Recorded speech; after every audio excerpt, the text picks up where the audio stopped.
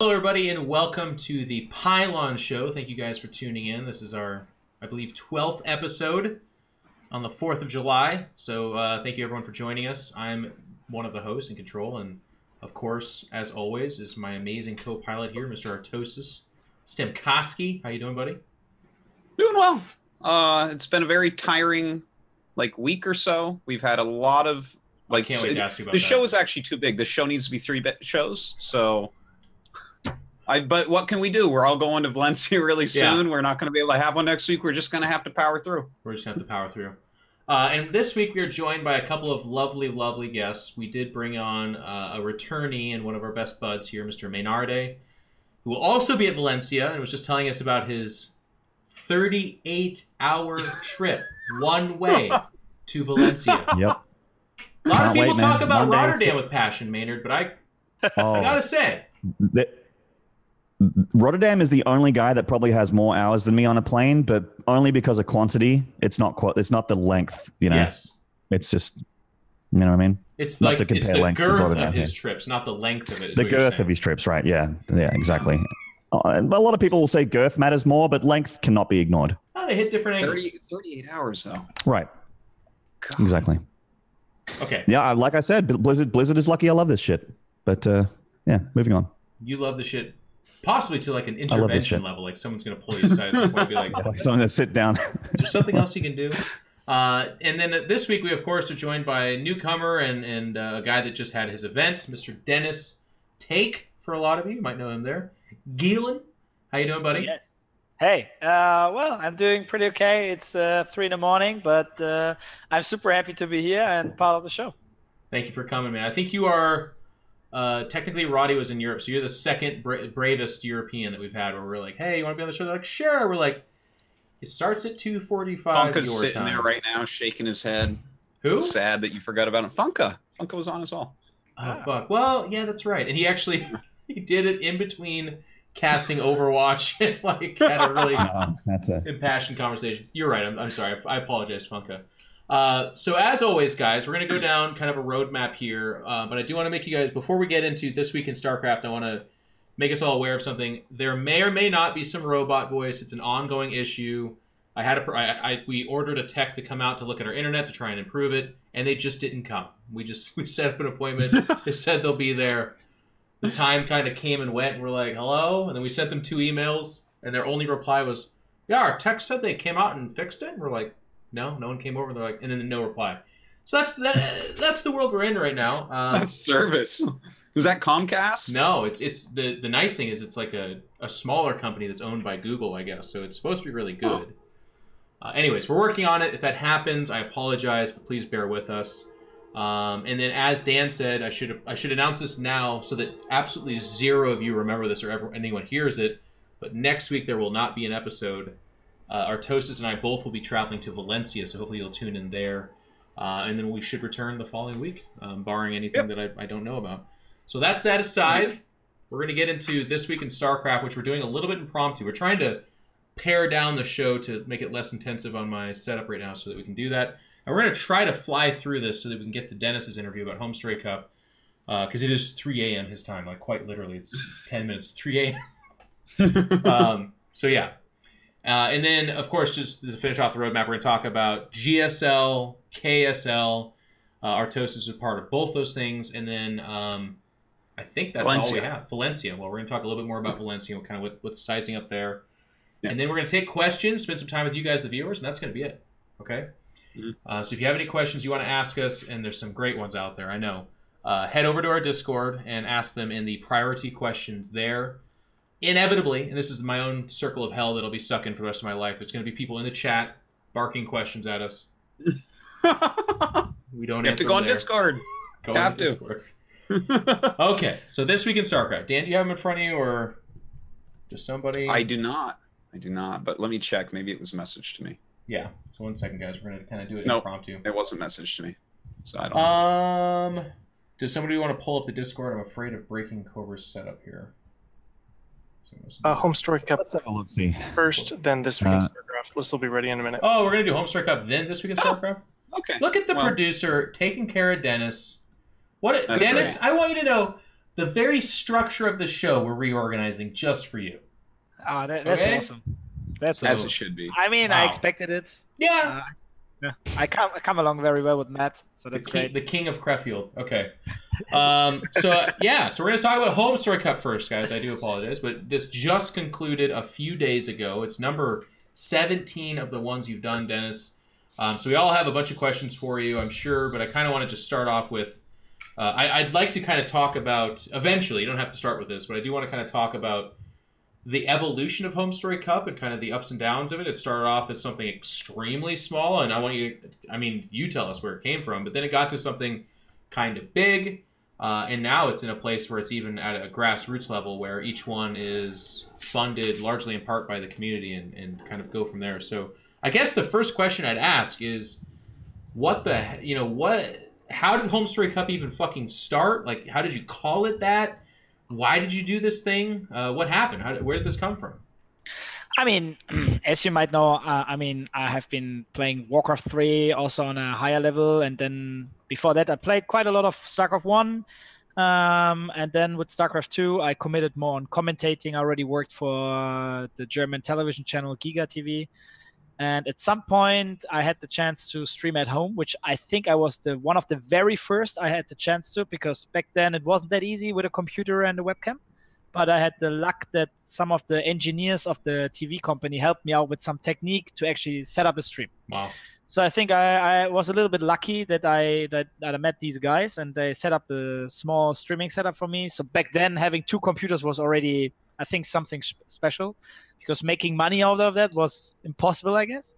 I remember that I had to pay for traffic. So if a lot of people watched, the cost of traffic was higher than the advertising money. Wow. And back then I didn't have Twitch or Own 3D. Back then it started with OctoShape. I don't know if you remember that. Oh, fuck. I remember those guys. That was terrible. And it was very expensive, 1 terabyte. I don't know what it cost, but I knew that ESL had actually to pay money, and we didn't make money out of their commercials. So yeah, that was how it started. But we had this premium system, which is subscription more or less. So we made money out of that. And yeah, I started my own channel. So after work, I started to the commentary, some YouTube videos, stuff like that. And I already knew quite a few players from Warcraft who changed to StarCraft 2. And then there was a few StarCraft 1 players like Soki, who joined StarCraft 2. And I had Roti, which I knew from Warcraft. And I said, hey, I know these guys. I like them a lot. I consider them already as, perhaps back then, first meeting was almost like real friends, but close to. And I said, hey, it would be awesome to have you at my place. Just sleep on my couch with 6, 7, 8 people. And let's have a fun tournament. Let's have I tried to get a small prize pool, which was $500 back then. Where did they come from? Where'd the money come from? XMG was actually, which the guys Wow. who actually made 7 Home Story Cups, 8, with a main sponsorship. And they just provided 1 notebook as a showcase, and then $500 on top. That was the full sponsoring, which was great, actually, to be honest, back then. And then we had the chance to do, I think we had this, is it Epsilon cable, where we can have 2 microphones, headsets in it, and that was high end already. So we had the commentary going on. And yeah, we had a good time. We were cooking some meals. We were commentating all the games we could. Roti was very afraid of commentating any games beside Protoss games, but he did it and went off very well. And we had a great time. And I felt like this is just some nerds meeting and having a very good time. The success was great back then. I don't know the numbers actually, but I think it was at least 5 figures concurrent back then. So at least 10, 15K. Perhaps even more, I think, because I had on the German stream sometimes 10K. So yeah, that was already a great success. We actually didn't really make money out of it, but we all had the passion to do more of that. Then we had this Germany versus Sweden games where we had this striptease with Dark Force and so on. Yeah. So that actually happened there, because some people thought it's on Homestory. No, actually it was on this show, on this Nation War thing. And that's how actually it started. And I had another one in the older part, which was just a 55 square meter room. And the first one we were 7 people, and the second one we also added Dimaga, for example. We had TLO in it. We were like 12 or 14 people. And Dimaga was in Germany, I think, right? Wasn't he? Yes. He was on a Yeah, German that's right. team and playing in the German leagues, I believe. Yeah, we also had Nama in it, and yeah, that was actually a great time, and that's how it started, right? And at some point, people realized, okay, there's a lot of people watching it, and then I moved on this 200 square meters, the old look apartment, like where we had most of the home story cups, and I had my first 2-3 sponsors, which were Rocket back then, XMG, and then Need for Seeds at the 4th edition. And yeah, that already became way bigger than before. We had at least 10K prize pool and a lot of viewers, and still an awesome time. Everyone still slept in my apartment. I mean, the players, only a few, perhaps soccer or so, but then it was just the admins and everyone, because everyone was voluntary. No one was employed. But I mean, already back then was amazing. Also, the production, it was, looking back at it, was not that bad actually, for what we could offer. Yeah, nothing. And yeah, we just had a great time, and that's how it started. And it developed to be a bigger and bigger tournament. I mean, 3 years ago, I moved on to the 2,000 square meters where we are right now. I always have the feeling people watching from home, they don't even realize how big it is, because we are not showcasing every room how we should do it. Everyone who's going to the event always is telling me that, wow, it's like so much different to what I expect when I just watched it online. So I always think we have to work on that, but we always fail on that. But yeah, now we are on such a big location. I mean, it changed a little bit. It's not the super cozy home feeling, but it still is like a big apartment. It still feels a little bit like that. I mean, if you consider that it's so big, then I think I still have the feeling that it's like a cozy place for how big it is. And now we are here. I mean, as you said, it was crowdfunded this time. 2 times ago, we also crowdfunded it to keep going, because as you have seen, we don't have a main sponsor the last 2 times, and it's giving us some hard times. But the community is, I don't know. I mean, I already slept 2 days since Home Story, I think, and I still feel like I just realized we had like 15,000 people concurrent, and they donated more than €1 each. I mean, that's insane. Like, I mean, there was some people donating big money, like 500 to 2,000, but just that you take the average, that everyone paid more than €1 each. That's, I don't know if I don't know if this ever happened before. I don't know. I think might not. I think it's kind of indicative of the StarCraft community. It's like really amazing. Like most streamers, like Roddy has pretty damn good viewership, right? Like around 1,000 or 1,100. But he generally has more subs than he has viewers. I know that's absolutely true for me. It's almost like a 2-to-1 ratio. I think a lot of StarCraft people. For me. Yeah, I think a lot of people really just support StarCraft content, and it's not necessarily that there's like an ocean of bodies. But Dennis, I want to ask you. We want to ask you some kind of questions about starting up Home Story Cup before I do. Do you guys have any questions about the beginnings of this thing? Not about the beginning. Okay. Well, I mean, ask your questions. Okay, you kind of span a lot. Okay. Well, I heard you were talking kind of about like sponsors and stuff, and like how the donations really kind of are needed. And the thing is, like 2 in a row now, you got the most insane. Like I watched that whole sponsorship run. It's crazy. It's awesome. Crazy how many people donate. And the thing is, I know that StarCraft doesn't necessarily get as many viewers as some of the other esports, but the fact that everyone who watches is an adult with disposable income that cares about the show so much that they literally support it out of their pocket without getting any products from any companies, wouldn't that make it easier to get sponsors? Because the sponsors will look at that and say, oh, look, this isn't a free-to-play game with 12-year-olds that aren't going to actually buy our shit. Because it seems to me like it's a bunch of lazy marketing idiots that spend sponsorship dollars on esports events. They should be looking and being like, oh, this is actually a demographic that will purchase things. So I don't know. Can you I might be missing something here, but can you? No, you see, you already get you actually get the point. I mean, we all know that the StarCraft community is kind of old compared to a lot of other games. So we have people, you know, I keep talking to other people joining our Home Story Cup live. And I mean, I met these guys 7 years ago when they were sometimes, I don't know, let's say 20. and they were still studying. They were at university. No, they actually earn money. They are 27, 30. We had people 50. I mean, these guys, they actually make money, right? They don't really care about $100 because they make pretty decent money. And if they want to buy, for example, a new chair, they don't think about this being a Christmas gift or so. They just buy it. But I always have the feeling that, especially with marketing or in general, the community or the marketing guys going with the hype more or less. I mean, it's like, okay, StarCraft is this old game. There's Fortnite. Let's jump on Fortnite. Yeah. I mean, I don't care if it makes sense or not. I'm willing to pay 20 times more, but yeah, Fortnite, that's it, right? So just give you an example.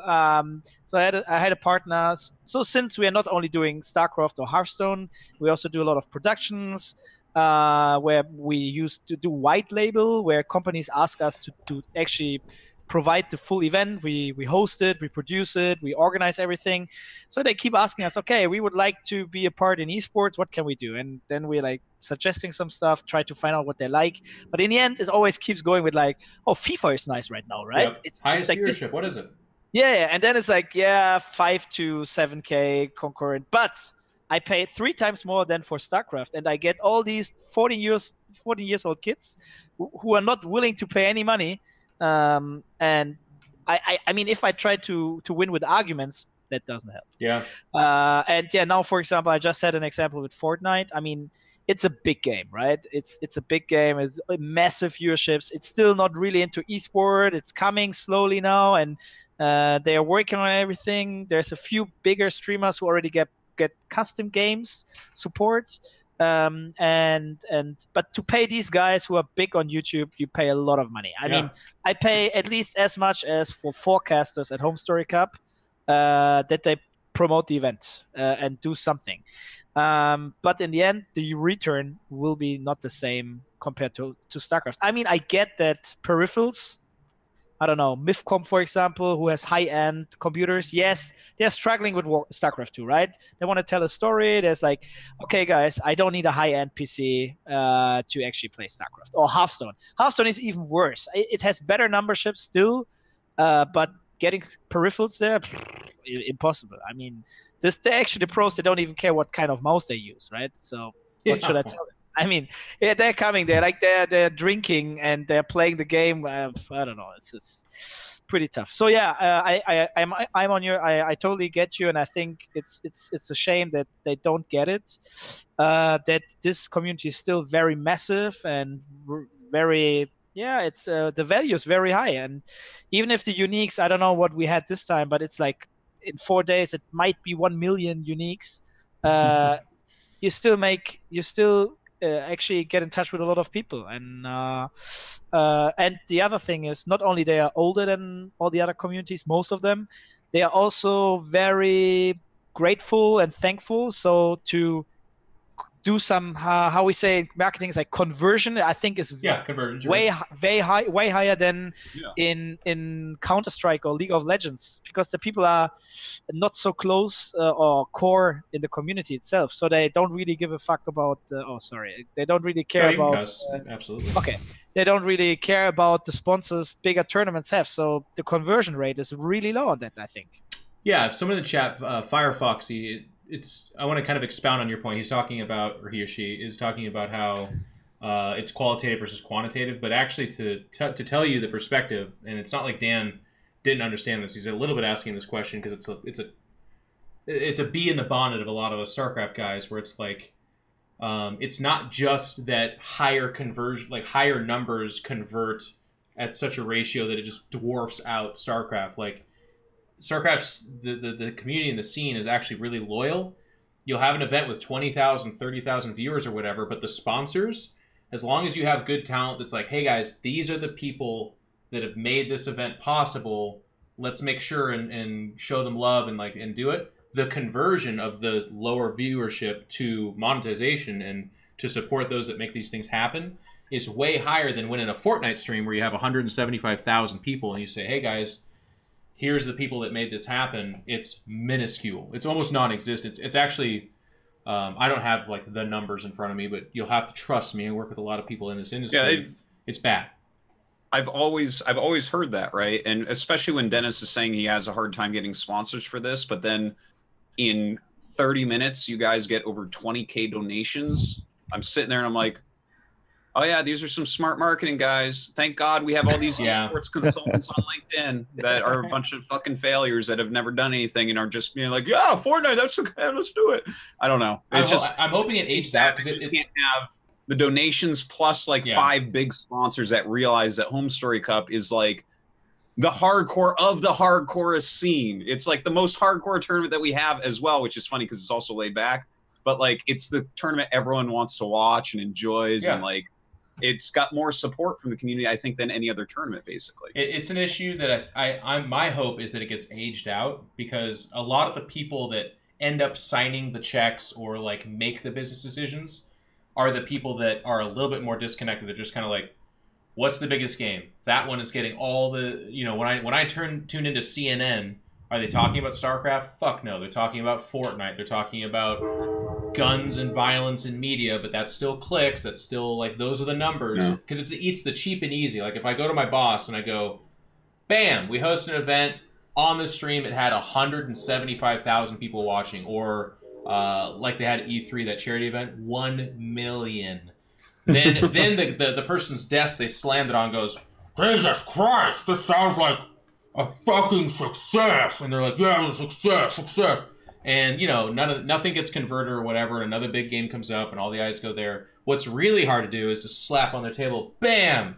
We had 30,000 viewers, but these are really great people that really believe in it. The guys are, shut up! 30,000? Get the Ninja's got 100 on the stream right now, you fucking jobber, get out! You know, it's like, and that's how it goes. So it's like, it's hard, and it's all throughout the scene, and it, for us, StarCraft, we sound like it's always funny, because I agree, we all agree, but it sounds like this funny, like, if they would just give us a chance, if they just knew who we were. It feels like we sound like that, but I think we have arguments. And I want to bring up one more argument. Yeah. So, I mean, we all know the good old StarCraft 2 times where we had like StarCraft 2 tournaments every week, sometimes even two in a weekend. But there's only a few left. There's WCS. There's a few other ones sometimes. But other than that, there's the Home Story Cup. So the value of one of these tournaments, because there's not a pro competing every week as we have it in Counter-Strike.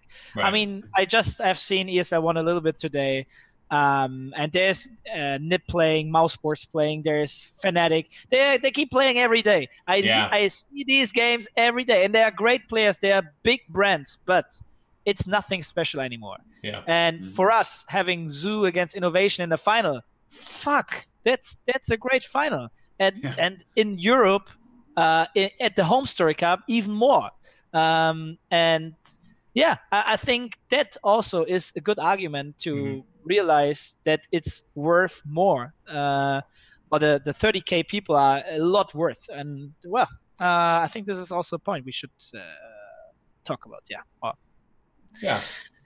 Well, thank you. Yeah, that's kind of the awesome beginnings. I thought that was a interesting story for people to hear and know. I knew a lot of that, but I think it's funny. And Dennis, is it kind of fair to say the silliness and the relaxed nature of Home Story, is that you were doing, that's your inspiration, or was there kind of something else that influenced it, or is that just always what you wanted, I guess? I think it was always what we wanted, and since it started in my 55 square meters, I mean, that's where we came from, right? So it was sure that, like, I mean, we back then the rules on wherever we streamed the first Home Story, it was Justin TV, I think. There were no rules, right? So we could drink beer, we could have strippers, we could have whatever we want to, and everyone was fine. Everyone was doing party with us. Every viewer was happy, and there was not so many rules, and everyone was fine with it. And yeah, that's why we already started with this laid back atmosphere, and we just kept going with it. I mean, you know that it changed a little bit. Everyone knows that. I mean, there's reasons like Blizzard or Twitch. I mean, to talk a little bit about the stuff people don't get actually or don't know is, I mean, we had a lot of fights actually with Blizzard about the policies and everything, because we kept doing some stuff which they didn't like. And at some point we had to talk. I don't know what position that was, but it was a very upper management position at Blizzard. It was HQ 100%. It was a nice woman. I don't even know her name anymore, but she told us in a somehow friendly way that if this is not stopping, there's no Home Story Cup next time. Wow. And it was about the poker table, which we are not showing on stream anymore, as you know, even if we don't show any money or so. And, to talk a little bit more about that, behind the scenes, everyone from Blizzard is like, we love that shit. But we can't do it public, right? So we have rules, we have to stick with them, and our communication team is telling us there's no way we can show that, and gambling is very bad for us. We already have some problems with Hearthstone might be a gambling game, so we don't want to give anyone else space to discuss it and so on, or argue about it. So yeah, we also had to change quite a bit, and this took a little bit of our atmosphere and you guys on the couch do still a good job, and I think Blizzard is fine with us doing a little bit of trash still, being not super polite, everything. But I think this is the max we can do. It feels like that. It's funny to your point, though, Dennis. A little bit of the Home Story Cup, spirit that I have with me, because I've done a lot, but it's actually funny. And to your point, it's exactly in the same two hands. On the one hand, everyone, including a lot of Blizzard employees that I've spoken with, love Home Story Cup. I've never heard any of them be like, I don't like that, that's not my cup of tea. They all love it. But they love it for how relaxed it is. A lot of the pro gamers coming forward, the silliness, just the unexpectedness. Like one moment you could be looking at Sue versus Innovation. The next minute there could be guys with a pen sticking out of their butt trying to get it in a bottle. But for me personally, it's been really funny. And obviously I don't blame anyone, because this is me. Like when I do Home Story Cup, I really ramp up the silliness and say some very inappropriate things, and I kind of take pride in the fact that this is the one event where we can kind of do that. But I've straight up gotten indirect feedback from people where they were like, nope, I don't think Jeff's the right guy for this, because I was just watching Home Story Cup and he made a bunch of bad, really offensive jokes. And they were like, I missed one BlizzCon, and it was actually, I had a meeting with Kim Fan and was like, why did this happen? And she was like, well, a lot of people at Blizzard saw you at Home Story Cup and DreamHack. Because DreamHack also was a little bit more casual, and they were just like, they are not sure that you can do a serious event. And of course, internally, I laughed until my soul turned completely black. And that's the evil monster that you have before you now. But the idea that this event is so silly and dangerous is still something that makes a lot of people very uncomfortable. And like I said, I'm a little bit of a different story, because it's not like Dennis pulled me aside. It's like, Jeff, go out there and make some really racy jokes and some dick jokes. Like, no one ever told me that. I was just allowed to. So that's my own thing. But I do think it's funny how uncomfortable on the broadcast level Home Story Cup has made some people, while at the same time being so different and refreshing for a lot of people that it's really fun. So I've personally, the only reason I'm saying is because I've personally kind of felt that strangeness, where I think people would love it if every broadcast was a very, wow, the Zerglings have entered the base. I wonder if the damage they do will be significant. And it's like, like that. A little bit different. Home Story Cup blurs the lines there. I appreciate it. I think it's nice. Yeah. Well, okay. Any other questions from you guys before we go ahead? Dan, that's the question face you're making. Well, obviously you've been talking about going forward, doing Home Story Cup 20 eventually, a different location. Sounds really cool and all that. I mean, you've done some other stuff like Seat Story Cup. I know that you run some other esports and stuff. I would be remiss if I didn't ask, would you ever think about doing something there's a lot of great StarCraft 1 players in Europe. Did you ever consider maybe doing a Home Story Cup for StarCraft 1, possibly? A small one? Yes, totally. I would be totally up for that. To be honest, lately we thought of Warcraft 3 a little bit. I mean, that would be awesome. We are not planning right now, but we discussed a little bit. I talked to Todd a little bit. We talked to Todd. Now it is happening. An angry Todd on you if you don't. But yeah, for StarCraft 1, I would be totally up. I have, yeah, I'm just wondering, what do we need to make it a decent event, right? I mean, we have this location. We can use everything. I will not charge a penny for that, but we need to pay at least, like, I mean, the people working on that, or the prize pool. Do we get some donations for that too? Do we get the players here? I mean, if we have the Europeans, okay, they still need some flights. Who's paying for that? And then might bring a few or a couple of Koreans. It always goes so fast in numbers when it comes down to budgets. Even if you just say, okay, like, we use everything here for free, but there's still, like, it already starts with the bad catering you offer to Jeff, right? And it also costs some money. But yeah, I mean, I'm totally up for that. I don't know how big the community is, to be honest. It had this small hype in the beginning with the remastered version. I don't know if you played lately or how you feel about the community. I don't know. Well, I mean, I definitely think that StarCraft Remaster has a lot of potential and a lot of good personalities and good players. And actually, I think there's going to be a lot of viewers for it as it gets on. Yet it's like continuing to grow. So, I mean, I'm totally behind the game. So it seems like it would be a good vibe. I mean, I'm sure you've seen some of the events that myself, Jeff, Nick, and Sean have done. So let me ask you. It gives me a home story vibe. Yeah. So let me ask you something. I mean, I mean, Artosis, you have been this guy in StarCraft 1, right? I mean, this is your game. So if I would organize a StarCraft 1 tournament, would you just come for the flight? Oh yeah, you fucking kidding me? God, okay. I will be there no matter what. You make a StarCraft 1 home story. Okay, what about you, Jeff? I will play. I will commentate. I will mop the floors. Okay, it'll happen. I feel like that kind of thing you can get Blizzard. I know that, and I guess for our viewers, I know you can't. I don't want to put you in hot water, so don't talk too much about this if you're uncomfortable with it. But the reason why some of the restrictions exist for Dennis is because he wants to keep his event a certain way. So in order for it to have WCS points, you have to do a certain format. It costs a lot of money. And then when that happens, you actually can't have the kind of stream that he has where people are playing games and there's a drinking and a bar in the background and I'm making my jokes. So it kind of transforms the whole thing. I almost wonder if you were to approach them about StarCraft Remastered or Warcraft 3 Remastered when that happens, or both at the same fucking time when that happens. Blizzard, I think, hopefully, you can negotiate something out of their budget to back that up, because that would not be a WCS event. It's kind of hard, though, right? Dennis, you can talk a little... I mean, like I said, don't put yourself in hot water. So if you're like, I don't want to comment, that's fine. But working with Blizzard's hard on these kind of events, because they don't just hand someone a bucket of money and go crazy. They're like, here's the red tape. Here's what the lawyer said you have to do with it. Here's what you cannot do when we give you money.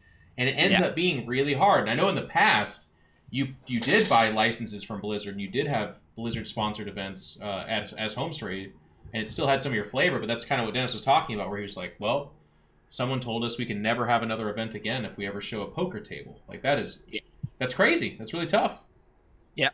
As you already mentioned, I mean, it is not always easy to work with Blizzard. I mean, it's a great company. It's a big company. It's, to be honest, a kind of slow company because they are so big, which makes sense in a way, which is not good for esports because us who are doing stuff, like really doing stuff, we want to be very fast and everything, and we want to do stuff, and we are not used to the structure big companies have. I mean, we're getting used to that, I think, but we don't want to, and we sometimes don't understand why stuff is happening, or we don't want to. Perhaps we don't even want to understand it, but we get it. But and in case of sponsorships with Blizzard and so on, I mean. They might see already the content being very valuable to them, to us, which it is. I don't want to say it is not. That we do a professional esports tournament in StarCraft or Hearthstone is already great that we have the possibility to do it. But especially for StarCraft, I feel that we have proven the last 17 times. And also I don't know how many thousands of hours on the Take TV StarCraft channel in German, and in smaller tournaments we did in StarCraft, that it feels like we shouldn't feel bad for asking for some money if Home Story Cup wouldn't happen. that's it. And yeah, but it feels like Blizzard is very, I don't know, like the policy perhaps just makes it very hard. If they start giving us money, like if they would just pay the price pool, I would be super happy about that. It would help me so much. Or at least put 10K on it. We pay 10K and they pay 10K. It's not like we getting money. It's just we use the money to raise the price pool, because we already discussed it this time. Like some players with the 10K price pool we had this time, they were like, no. I mean, I like the tournament, but 10K, seriously? Like, we already had a few players coming, but they were like, oh, it's only 10K? I considered to not go. I was like, oh, no, please. And you know what? Who's not going because of that? Innovation's going. You're not going to fucking win the 10K anyways. Okay? So what universe are you living in, European guy that said no? No, it's not local guys, Dan. It's like Sarah who, and I get it, because at the same time, that's the week before Valencia. They're like, some of these guys were in Korea. I'm assuming the reason Neve didn't come is because that would be a flight from Korea to go do this, which complicates GSL. So I don't blame Dennis at all, obviously, because he's crowdfunding these events, and that's awesome. I'm actually, to me personally, I'm really excited, more impressed by the guys that saw 10K and still went and made these ridiculous trips, by the way, too. Like, the fucking, like, Solar's there, Sue, Innovation. A lot of these guys are there, and they like land, and the next day are playing, jet lagged with a bunch of drunk people yelling and screaming around them. They're still putting on a hell of a show. Like, I'm like, I become a pretty big. I've said this on the Homestory Cup stream, but I'm a big like Solar fan. Like, he's there, and I expect them, by the way, to be bitches about it. Like I don't like this. This sucks. There's too much socialization. These guys fucking went in deep. They have a really good time. They're goofing around. They're loving it, and they're competing. And it's only 10K, which, you know, I'm impressed. I was expecting, when I heard it's 10K, for some of these players to not be there, for like the finals to be, you know, Lambo versus Hero Marine. I'd be like, I'm excited. Like, yeah, you're right. And to be honest, we had a great lineup for the 10K. It was, I think, better than that is almost impossible. It's a hell of a tournament. And it's mega hype, too, because we finally have these foreigners that can stand up to some of these Koreans. Yeah. I know that, you know, still we had a bunch of Koreans at the end of this tournament, so before someone makes that point. But we still had some great matches, some pretty close ones, and some back and forth. It was good. And the caliber of the Koreans was ridiculous. Like Dan said, it was fucking innovation. So it's like, yeah, you go back 2 years, and the games are so bad. We were joking. We were talking about Tasia. When Tasia was at Homestory Cup, back when Tasia was in his full form, it was stupid. It like actually hurt the tournament because of how good he was. A lot of the games were just terrible, like Tasia versus TLO. It's like, oh wow, it was bad. Maynard, any questions? I'm going to ask a couple more for Mr. Dennis before we let him go. But if you got any, that'd be great. Where are you? Well, I mean, it's very, very early, but I'm just interested in where are you considering as a location for the Big 20 for HSC? We all know what's going to happen. The community is always going to put their money where their mouth is. So, where's 20 going to be, Dennis? Can you give us a picture? Obviously, somewhere in Europe, probably, but like whereabouts? So, in general, it's far away of being decided. But I would be super happy if we are not doing it at our location, because it's the 20th edition. And for the 10th, we already went to the big club, which was, for us back then, it was amazing doing. It was really tough. It looked amazing. I watched it. Yeah. I mean, you guys made it pretty damn good. Like, I was expecting the whole stream to die. Our team back then were like 5 people, and we had this 4,000 square meter location with a pool, and we had to bring all our equipment there, which was 1/5 of what we have now. And we did stuff which we never expected them to work in the end, but it somehow worked. We built up the huge screen, which back then for us was like really, we didn't expect to actually make it work. But yeah, and now almost, 4 years and a little bit later, at Homestory Cup 20, it's like 5 years later. I feel like we can do way better, and it feels like we need a better location because we want to make it an awesome show. And yes, my dream already has been at Homestory Cup 10 to go to the US, because our biggest audience is from the US number-wise, and I feel like I feel like I could charter a full plane with Europeans flying from Frankfurt to the US. I'm honest. Like I talked to a lot of people at our location already. Like, would you think of flying with us if we charter a full machine with 300 seats? And I'm sure I make them. I think I can fill in every seat and make them pay. I don't know how much the flight then cost. Let's say 1K. I think there are 300 people willing to go to Frankfurt and fly directly to whatever, Miami or Los Angeles or I don't know. I would love to do that. This is like a small mission. No, not a small. It's a mission in my life to do something like that. But to be honest, and that's why I can't promise anything, it's a high cost because I have to fly in my team. To fly in my team is already, I don't know, it's at least 20K or so. Just the flights. There's no hotel in it and no catering and no problems. And we might forget about I mean, we have to actually ship our equipment over there. It's also cost, and it also takes time to ship it. I mean, if we ship it over and not fly it over, I mean, it takes 4 weeks to go to the US. So we miss our equipment 4 weeks straight, and after that another 4 weeks. There's a lot of logistical stuff and so on, but I am sure we can make it. So that's why I hope we perhaps there's a big sponsor coming up. I mean, big in our StarCraft universe, that is willing to pay. I don't know. Let's hope for like a big sponsorship between 30 and 50K, which is already helping a lot. I mean, I don't see it right now, but if there's someone watching right now and is happy to help us out, please. I really would like to do that. And Homestreet Cup 10 actually was planned in Miami. We already talked to Red Bull. They had like a private beach and so on, and it was not actually so far away from actually happening. But yeah, I'm happy that we didn't do it because I think it would have been a mess because we already, I think we couldn't handle it. Yeah, the team was too small and we didn't run the big budgets. And if we would have forgotten some of the technique we need, then we would have been.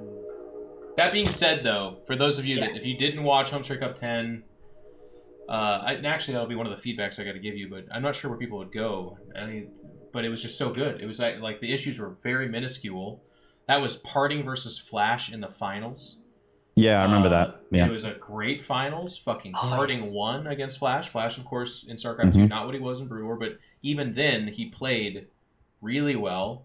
That was another event where I became a big fan, because I think, was Life there, by the way, or was that? Yes, I think it was it. Yeah. Which we can't talk too much about. I mean, we can, because it's, motherfucking pilots, we talk about what we want. But we're also not supposed to talk about them. But that was so fun. I personally achieved my life goal of I sat down and played poker a bunch with Flash, and I took a fuck ton of money from him. And I love it, man. StarCraft players, we all have that same killer instinct. And he looked at me a couple times like you fucking asshole. Did we ever tell the story about what happened after Homestreet Cup on Sunday? I mean, the Koreans actually carried chairs and the poker table to this new location in the basement, which everything was not built up. It was just a dirty basement. Yeah. And they carried it over because they really, really wanted to play more poker. And we went downstairs there.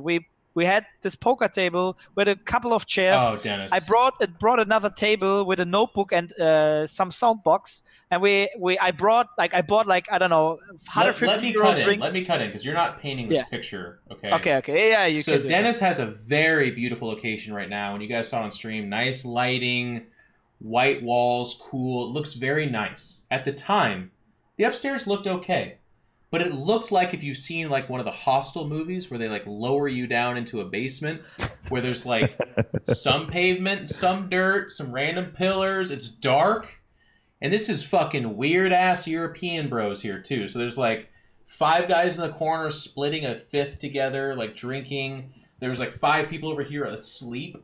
And then there's the goddamn grinding Koreans that were just I want to play poker. But the best part about this story, and I might get in trouble for this, I hope not. I feel like I know this person well enough to say I won't be in trouble, was Smix more drunk than I've ever seen. And Smix is a lady, so we're not talking about falling over oh my god, nothing like that. But Smix with a cigarette sticking out of the corner of her mouth and her hat sideways at the table, she's I'm gonna fucking deal. And she dealt. She dealt to all of us, and these Koreans we're like, yeah, okay, geez, Smix, you're so hardcore. And she's like, fuck yeah, I am. She's like, just dealing to us. And we played this god-awful game of poker. And I'm like, Mr. Nervous Traveler. So normally I'm like, well, my flight's at 8:30, so I need to be asleep by no later than midnight. But because the scene was so fucking weird, I was like, I have to be here for science reasons. So I just kept playing, and I kept like studying Smix. I'm like, is this who you are? And the Koreans were just so funny. Some of them felt, Koreans have a little bit of a love for gambling, guys. I don't know if you know that, but it's true. They sure do. That was awesome. Well, it's like basically illegal out here. They're not allowed to go. There's like a bunch of casinos, but if you don't have a foreign passport, you're not allowed. So wow. I've always thought that was weird. And the advertisements for the casinos is a big, beautiful like Korean man or woman like gambling, and I'm like, yeah. Well, I mean, there's a lot of people with dual citizenship, right? Yeah. All you have to bring your passport. Or you can't even get in. You just have to show that you have a non-Korean passport. It's a kind of for whatever reason, that's a law. So I think it's probably like the allure of like, well, we aren't allowed to do this. Why? Yeah. But by the way, I mean, I've seen it in the chat quite a bit. I mean, people said, hey, why don't you ask Blizzard? I mean, this actually is a thing which I definitely consider. I think I would like to write down a nice concept and tell them what we would like to do and what we need. I don't know. I mean, they're listening, Dennis. I know Mike Moheim he always has been a big fan of Home Story Cup. When I met him first at we had this summit, I think that was the first time I met him. Like the first summit was like 3 or 4 years ago, 3 years ago, I think, right before BlizzCon, and his wife came by and she's like we were in the cafeteria and she's like, I know you work here, right? I was like, no. Who are you? I was like, I'm Take. And she's like, oh, you're Take, and she ran away and she brought Mike and she's like, hey, this is Take. I was like, okay, no, I'm in a wrong movie here. I mean, he's coming to me. I mean, I would like to go to him. And it's like, okay. And then he just said like, yeah, we're big fans of Home Story Cup. And I was like, so honored in this moment. And I never expected something like that, right? That was super cool. I don't know. I think there might be a chance that they support us. I don't know. But I think it's a good chance, guys.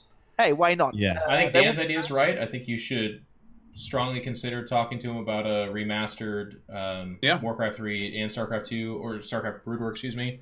But I also think if you get ahead of this and are like, hey, for the number 20, like a year or so, we want to do something big, if you can help out the prize pool, stuff like that, I bet they do it. I was personally waiting. I was looking at those donations, and I was like, what if a name went right here and said like $50,000 would be pretty. Anyways, we're gonna wrap up this segment though, but I want to I have a couple things I want to say, but just any comments about Home Story Cup you guys want to ask him before we send Dennis to his bed? It's late. It's fantastic. Thank you for putting it on so many times. I mean, it's awesome. I love it, and it's a tournament. It's a tournament 11s. Yeah, it is so important that it's still around. It like gives us you can't build full stories on all these guys as a commentator with just WCS events. It doesn't work. Home Story adds so much flavor for us to draw from, for personalities, an additional tournament. It's one of the only like 3-ish times a year that we see a real mix-up between Koreans and foreigners, and this is a broader spectrum than those other ones. So it's we get a broader, more foreigners to do that. So there's just so much about it that's fantastic. So thank you for being you and all your big ideas, and it's ridiculous what you have accomplished on your own, and obviously with your team and all. But you're the man. Thank you very much. And well, I also have to admit, I'm super thankful that all of you guys, it already starts with supporting, with liking, tweeting about it, even if you're not at the place itself. For everyone who's watching or not watching right now, but this already helps to make it a better event, to get some numbers around and like bring this community together and don't miss the event itself. And yeah, I'm happy we are still here, and I hope that we will be here in a couple of years still, right? Thank you very much. I want to. Do you have anything, Maynard? Do you want to make anything? No, I'm just. I was going to say, if as long as the community has a say in it, I don't think Home Story Cup's ever going to go away. I have complete faith in StarCraft community to keep their favorite tournaments alive and kicking for as long as they're around. So. Maynard made me proud because I couldn't make it to the last Home Story Cup, but I saw your rant at a guy in the chat where you're like, "Can everyone please tell him that he's a fucking idiot or whatever it was?" And then 10,000 people yelled at a guy. I actually forgot about that because for the final, I was a little tipsy. You know, a lot of people were like, "Hey, new guy, let's give him beer." You know, Roddy did tell me to watch out for the drunken, obnoxious Germans, but you know what? I made a lot of really good German friends that evening. Yeah. I don't remember any of them, but. But anyway, so I did the final, and Todd actually remembers it completely because, you know, Todd only drinks water and eats salad. So he like told me all about it. He's like, "Dude, you completely destroyed this guy in Twitch chat during the final." And I'm like, "What?" I'm like, "I don't even." Oh, you don't even remember? No, I remembered saying something to the chat and screaming, but I didn't remember what it was, and I definitely couldn't remember his name. And he's like, "Oh, it's a John Bello moment," and I'm like, "What's a John Bello moment?" He's like, "You don't remember John Bello is the guy that you called out in Twitch chat. You told 16,000 people to @John_Bello and tell him that he was a cuck." And then Roddy said, "Calm down." And you said, "No, fuck him." And I'm like, "Wow, really? Jesus." Okay, well, that was good. Yeah, that was the grand final for Home Story Cup. That's how we opened game one, I think. Oh, that's Dennis. So. Go ahead. One thing I saw, perhaps to do already some Home Story Cup 18 promotion. So we already sent out. So for everyone who doesn't know, we always have to send a new license application. Yeah. For the next one, it's always standalone, and we already sent it out because that's what I promised on the stream, that I want to speed it up as much as possible, and we actually sent it out already yesterday, Tuesday. And we are aiming, I think I can say that because it's like not a secret thing. We are aiming for the 15th to 18th of November or the week after, which would be the 22nd to 25th of November. So if you guys are thinking of going to Home Story Cup, just make sure that one of these, or you might even block 2 weekends, have some vacation there or not, but have some free time. I think my priority number one was the 22nd to 25th because so far it doesn't look like there's any StarCraft event, and it's far away. Not far away, but it's away enough from BlizzCon, right? It's not Thanksgiving, is it? Well, I hope not. I that's what you tell me. No, I never know. That's up to you all Americans to tell us. Yeah. Don't know Thanksgiving, man. 22nd. Tell you what, I reckon I might be taking a weekend off on the 25th November? I think I might be, 22nd to 25th is the Thursday to Sunday. Yeah, because you know what happens, guys. Anyone that's gone to a Home Story Cup will know what I'm talking about. But anyone that hasn't, you go to one and you're hooked.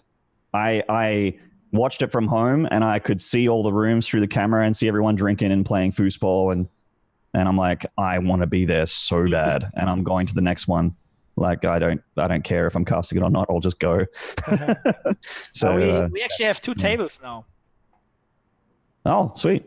So rocking more foosball to get demolished by Dutch and German people constantly in foosball. Zombie Grove's in the chat. They're good at that game. She'd be an amazing commentator for you at a Thanksgiving, or not even Thanksgiving, but at a Home Story Cup as well.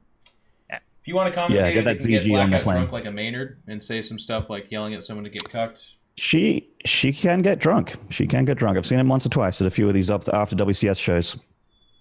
Definitely. Well, all right, Dennis, that's it. But thank you very much for coming on and talking about Home Story Cup. It's really, really late, but the passion continues. And if you guys have any questions or comments, or you want to, make sure and follow Dennis. He's on Twitter at TakeSen, so it's just TAKESEN. Of course, and he's got a big organization of people. If you have questions, comments, or you want to give some love. Also, Dennis, that's a really handsome headset you have on your head. My God. Me? Is that a Sennheiser? No. It's a Sennheiser. It's a great headset. You really have to check them. Wow. You have to check them out. It's a great company. I mean, honestly, they are great, but they're great. God, I'd pay like $1,000 for that, Dennis. It's got to be around $1,000, right? Yeah, I don't you have one of these too? I don't know. The appropriate, Dennis, it's line 3. You're supposed to say no. It's only $250. I forgot. All checking the script. There it is. Wow, it's a quarter of what I said. Oh my God. Oh yeah, it's Dennis has got the script out now. Yeah. Wow. Yeah. I would have paid 4 times that. Special price right now. If you check out twitch.tv/TakeTV in the description below the stream, there you're gonna find the link. Check it out. Well, Dennis, before we go to bed, what's next? What is your company doing? What are you doing? So we actually do the group stage of the ESL 1 Counter-Strike right now. Cool. So it's being streamed in our studio. One of the streams, there's 2 English streams. One of the English streams is in our studio, in the new one. Do you have to do it on Facebook as well? How does that work? Yes, it's also being streamed. I mean, it's exclusively on Facebook. It's also the ESL channel, so we are just producing it. Oh, okay. Other than that, so yeah, we do a lot of services. So we are building up a Red Bull booth. We are building up or installing stuff for Zoe, which is BenQ, and a lot of meetings this weekend in Cologne, and some they have a camp where people can sleep over the weekend, and we also do some amateur tournaments there, bring PCs and set up everything. And kind of soon we have the Seed Story Cup, which is the last weekend of July, and then 2 weeks after that we already have the HCT, which is the major Hearthstone Blizzard event in our location. There you go. And then it's Gamescom already happening. Oh fuck! Is it really? Yeah, it's like. Is there 1 Gamescom a year? It's one game. Yes, it's always the same date, the last weekend of August or so. Oh my god, time flies. I was at the last Gamescom, that's why I asked, but I felt like it was this year. I was just asked. It was last year. I actually was just asked by Blizzard if I want to go there again and be on the stage. I was very happy because I do that for already I don't know how many years, and they always need some German punk to do it, and I'm there. Takes your guy. Well, Dennis, thank you very much. Thank you. Get some sleep, dude. We'll see you later.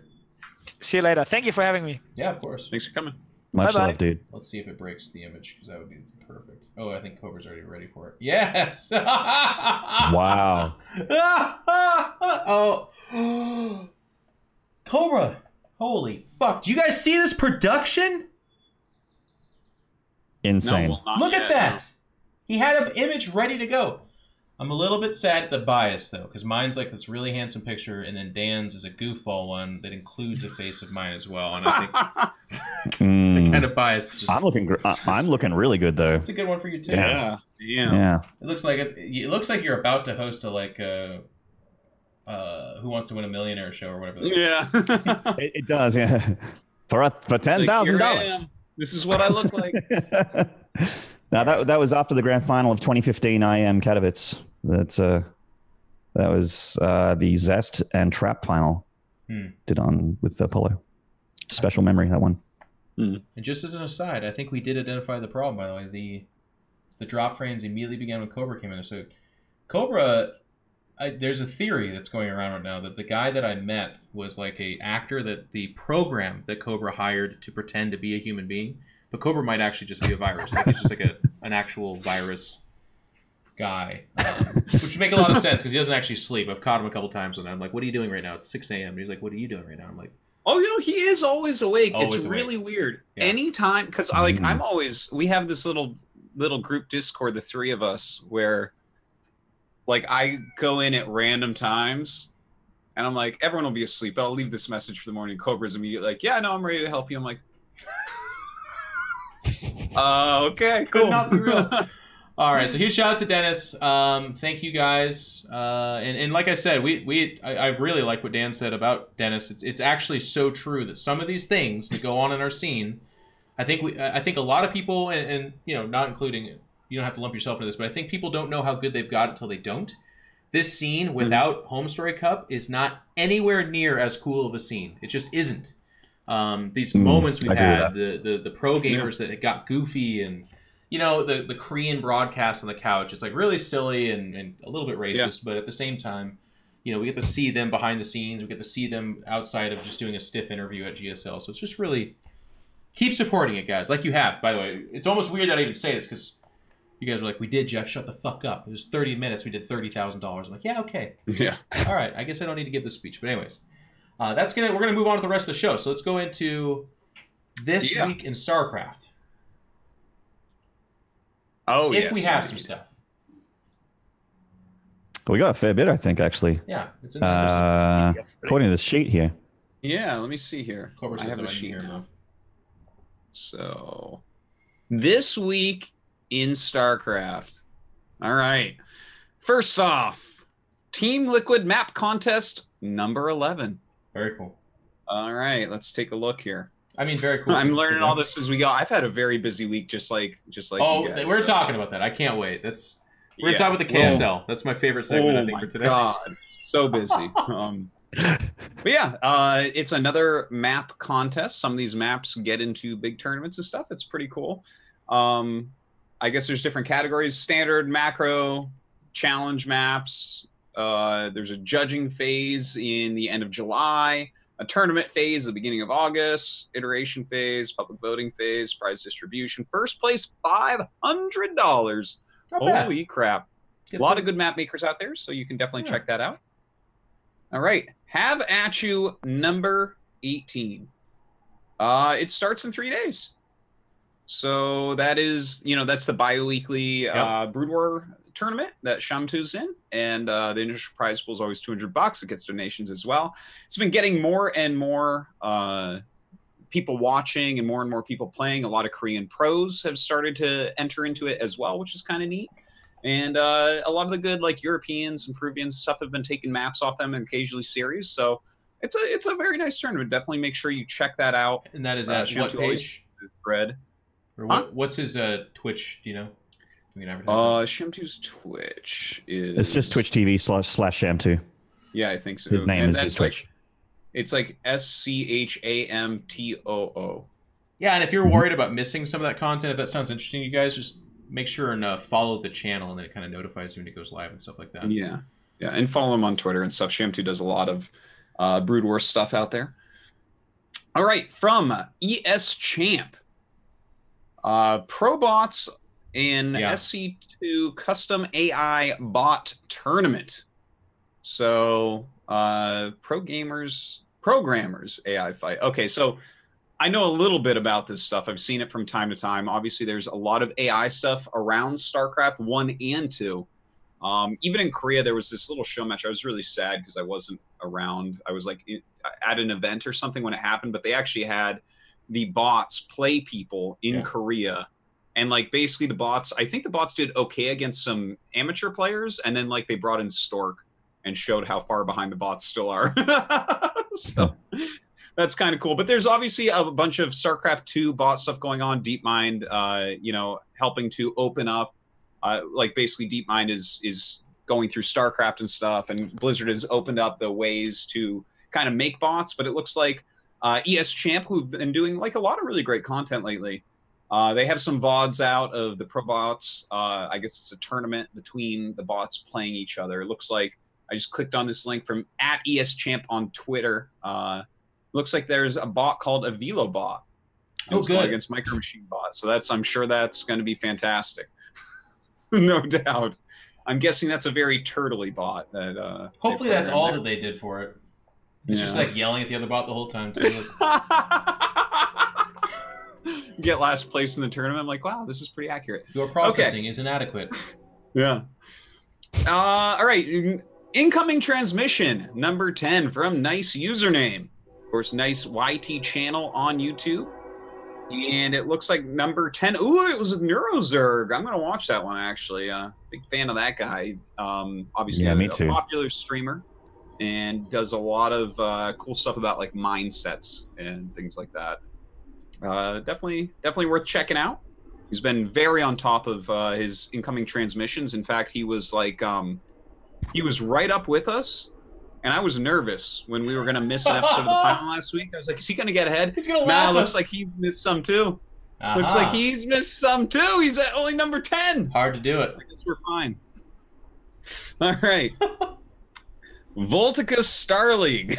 I just want our number to be higher than his. That's all. It's a really weird thing in my head. Sure. The shows aren't even related at all. The start date is 9th of July.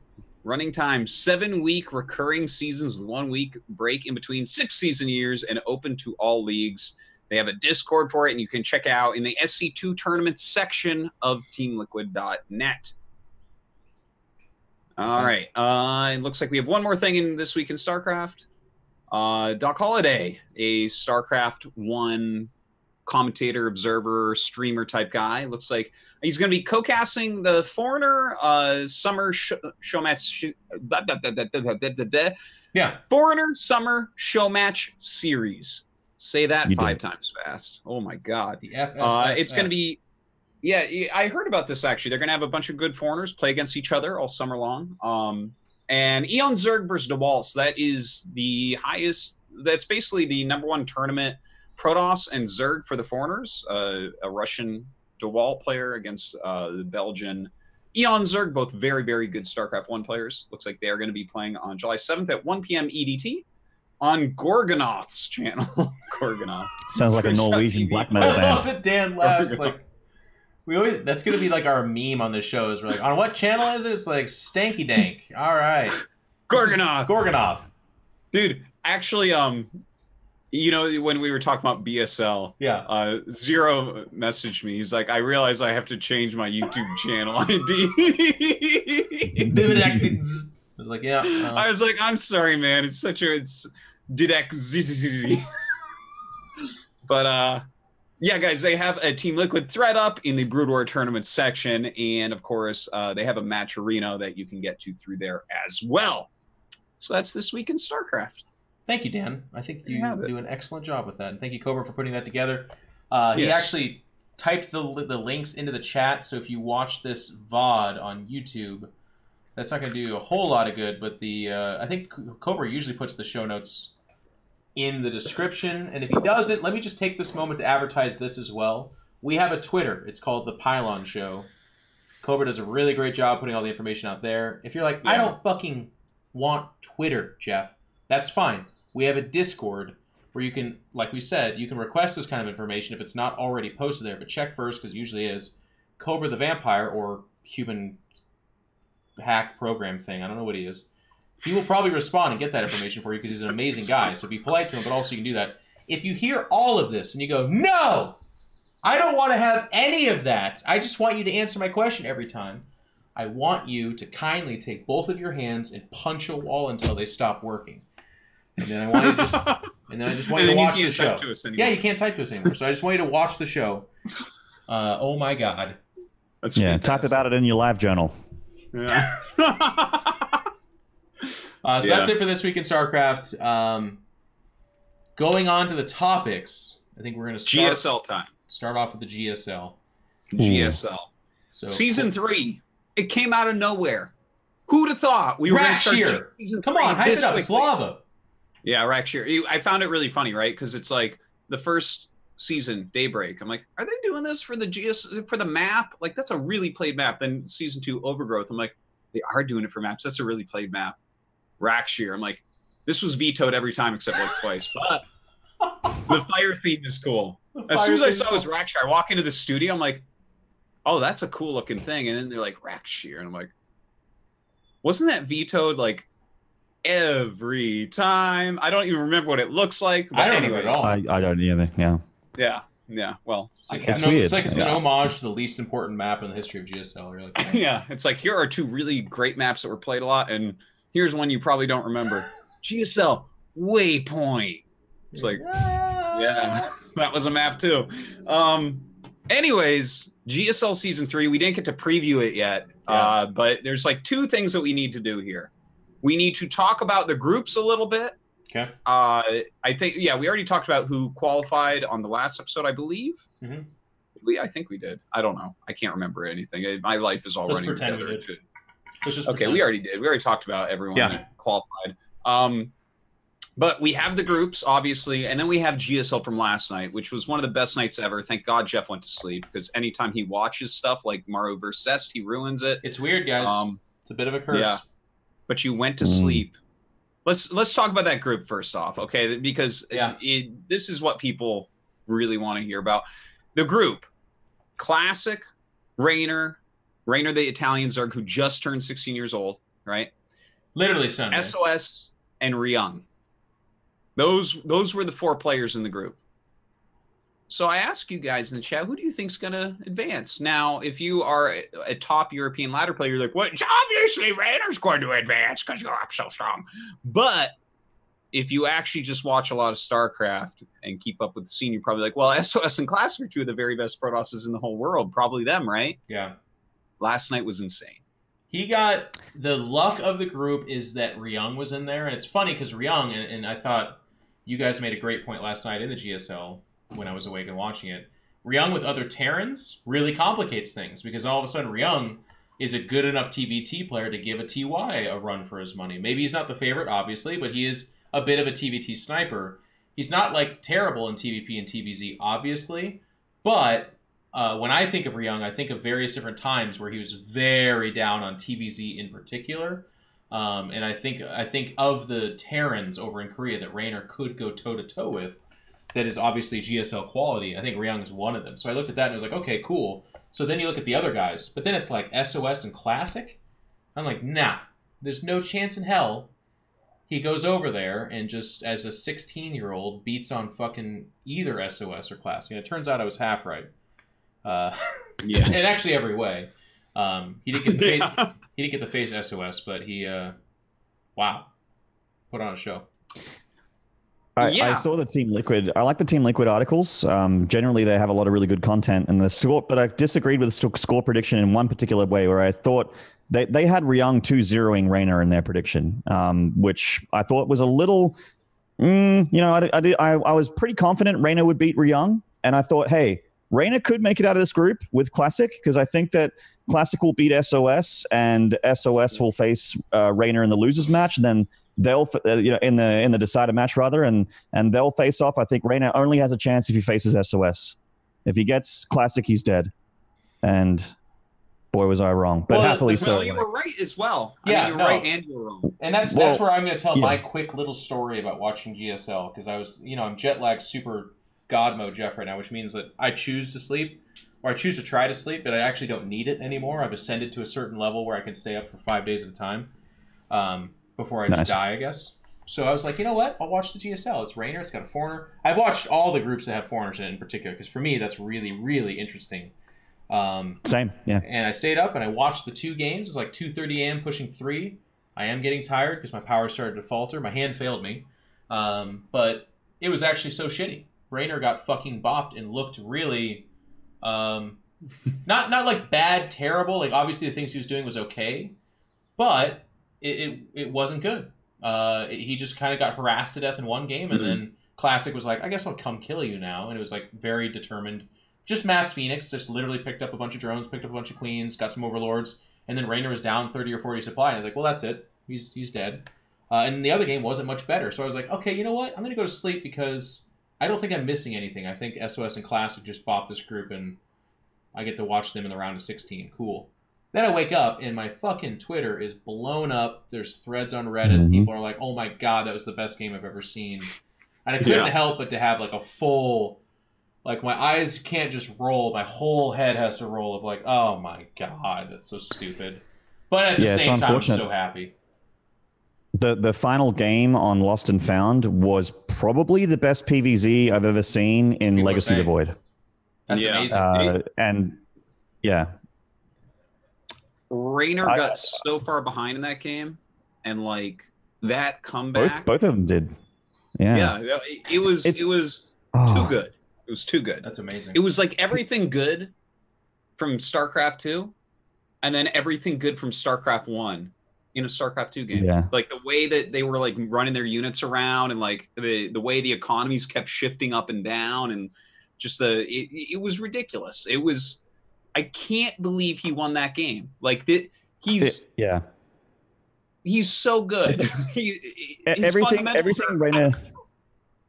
Everything Raynor did in that game was important too. Like there's nothing that he did that was a wasted decision. Like it's every single run by, even if it died, it would always do damage, or he'd always, like, his run bys were some of the best I've ever seen. These like you even mentioned in the cast, Dan, you were like, these European players tell me that Raynor is like the Ling run by king. Like he just knows exactly when to strike, exactly where your weakness, and he'll run past you, hit several places at once. And that's why I love StarCraft 2, especially these days, because it's starting to turn into Brood War where there is 3 battles at once. It's not Death Ball versus Death Ball like a lot of people that quit and Wings Liberty think it is. It really is multitasking to the extreme in a lot of ways, especially lately. And that was what Reina was just so beautiful with, was just Ling run bys, Baneling harassment, detonating probes, even Overlord drops, which you don't see all the time in ZVP at the moment, like utilizing them to greater efficacy, and lurk attack, doing incredibly important things like deliberately picking off High Templar, suiciding Mutalisk Sin to pick off those High Templar so he could attack with Hydras, and doing things like picking off the Tempests, losing a big chunk of army supply to pick off the Tempests so he could remake those Broodlords, which just keep him alive. Like so many amazing moments in that game that I'm going to rewatch that game when I just feel like having a surge of adrenaline. It's like one of those ones that's to stunning. save for like. It's stunning for a young person to come over, and it's really cool to hear they put in the work, too. You guys talked about it on the broadcast, but he was putting in 10 hours, and he's just going through it with Neeb and some of these guys. Because that's actually what it takes, by the way. Qualifying for GSL, it's become a little bit of a meme and a joke, and I really appreciate what No Regret does. So I hope he doesn't take this too harsh, because he's been a little bit of the butt of the joke for this. But people are like, qualifying for the GSL? And they're like, well, No Regret did it, so it can't be like that hard. It kind of gets like, downplayed that way. And I think there's a little bit of truth to it. Like, a lot of the foreigners have had these really tough groups where they kind of noticeably lose, but to advance, to win in these groups takes a little something extra, and that's why it was amazing when Scarlet did it a season or a couple seasons ago, and now Raynor's at least in the round of 16. But in order to do that, for Scarlet, it was like a few trips to Korea. It was being there for a while and getting adjusted to the meta, adjusted to the level of play. Everyone always talks about like the level of Terran always kind of catches people off guard, because it's just, you don't have that in North America. You don't have that in Europe. But for Raynor to sit down as a young person, put in the work, and maximize, at least for now, the value of going to Korea, because going there and qualifying is one thing, but advancing, that's the thing we're going to talk about for like the foreseeable future, right? Like no matter what he does, we're going to be like, he went to the round of 16 of the GSL. Yeah. He eliminated Classic. It's so different too, and it's funny because if you look at like last season, Xanster almost beat Maru. Okay, Maru won. Sort of almost beat Zest. Zest got to the finals. We don't talk about that. We will talk about Raynor advancing. Yeah. So it's like kind of this like sad thing for those other two that got third places in their groups and did really well, but you don't really bring it up unless you're really kind of nitpicking or making a point like this, right? Well, it's so StarCraft, right? Like people, and I bring this up, I've said this a lot actually. I don't say this begrudgingly. It is just the level of excellence that StarCraft fans are accustomed to. If you didn't win, if you didn't beat someone, then it almost doesn't count at all. Like, it depends on the caliber of player too, which is kind of funny. So for me, I was a pretty shitty StarCraft 2 pro. So like if I came close or gave good games, people are like, "Oh, I didn't lose that bad," and that's kind of what they remember. But for Raynor, where there's a lot of hype, or for Neeb, who's a former champion, or Cyril, who we herald as like the god, the only way we talk about those guys is if they don't win the tournament, or if they didn't get to the round of 4. Raynor a little bit less so, more like the Neeb and Cyril. But yeah, to your point, I think that's interesting too. It's interesting. Yeah, I think Cyril getting eliminated, not making it to the round of 16 or something like that, would be a really big disappointment to the community for sure. I'm with you on that. And Raynor coming through is just a real true underdog story. And the fact that he's 16, literally 8 years old when StarCraft 2 came out, which is incredible. It's also a funny thing, like the community was saying that only the foreign Zergs can qualify, like Zerg, Imber, all that stuff, and then this season, I think every race in the WCS side has actually qualified for Codes, right? We have a special as Terran, special, Neeb and special Terran, Neeb, the Protoss, and Raynor, and then Zergs. Yeah. Nice. I want to point something out, a couple things about Raynor, by the way, because I'm very excited about him at this point, because I hadn't caught a ton of his games before, right? He hasn't been able to play in a bunch of big events yet. Yeah. Because he is so young and he's just entering the scene. Like, I've heard about him over and over. People talk about him. He's doing great on the ladder and all these things. But actually watching the way that he plays, talking to No Regret about the way that he practices, his mindset, this is someone that over the long term can become one of these guys that's a god, like a real true god, right? And we see these players occasionally, like a couple people that I've said this about in the past, because I don't say this lightly with foreigners. I said this about Special, like back in Brood War, that I thought that he would become a god. I mean, top 4 at BlizzCon, top 4 at a bunch of WCS events. I feel like he is kind of delivering. Wouldn't call him a god, but I see your point. Yeah, not not like the true god level, but I mean, he's, you know, I always felt like he had a lot of potential. I also, back in like DreamHack Bucharest 2013 or 2014, I said it about Cyril, that I thought that if he just keeps it up, he'll be, you can go find the VOD when he played Supernova. I literally was like, this guy's going to be one of the best forms. I don't know who this kid is, but look at the way he's trying to play this game. I think I said that and Dan agreed, but yeah, keep going. Yeah, right. But I'm looking at the way that Raynor is approaching the game, because different people, like, the thing is, you can go get results all sorts of ways, and you can play all sorts of styles, but the way that he's playing, where he is fundamentally so strong, and he's using, like, he could be so good. If he keeps playing like he's playing right now, 3, 4, 5 years, I mean, that's something else, man. He could just be unfathomably good. Like, I'm so impressed right now. And the fact that he just got, I think the fact that he just got round of 16, because of that, Neeb is going to get out of his group. Because these two were playing together apparently like 60 games a day, right? Which obviously helps. But if you lose as Raynor, are you going to practice at your 100% the entire time? I don't know. Maybe he's that type of guy that will, right? But the fact that they're both sitting in that house and Neeb has 2 Zergs in his group, and now Raynor has that extra motivation that he's in the round of 16. Sick. Yeah, that's a good point. I think that locks Neeb coming out of that group for sure, man. And I'm looking at this, I'm like, this is an exciting time. And by the way, just one more quick thing about him. The way that he plays, like a lot of people have been drawing comparisons to Life. It's not exactly the same. Life had more aggression in him, but I see what they mean with the lings and stuff. But overall, this type of style, this approach to the game, Royal Eroding, a lot of people are bringing up.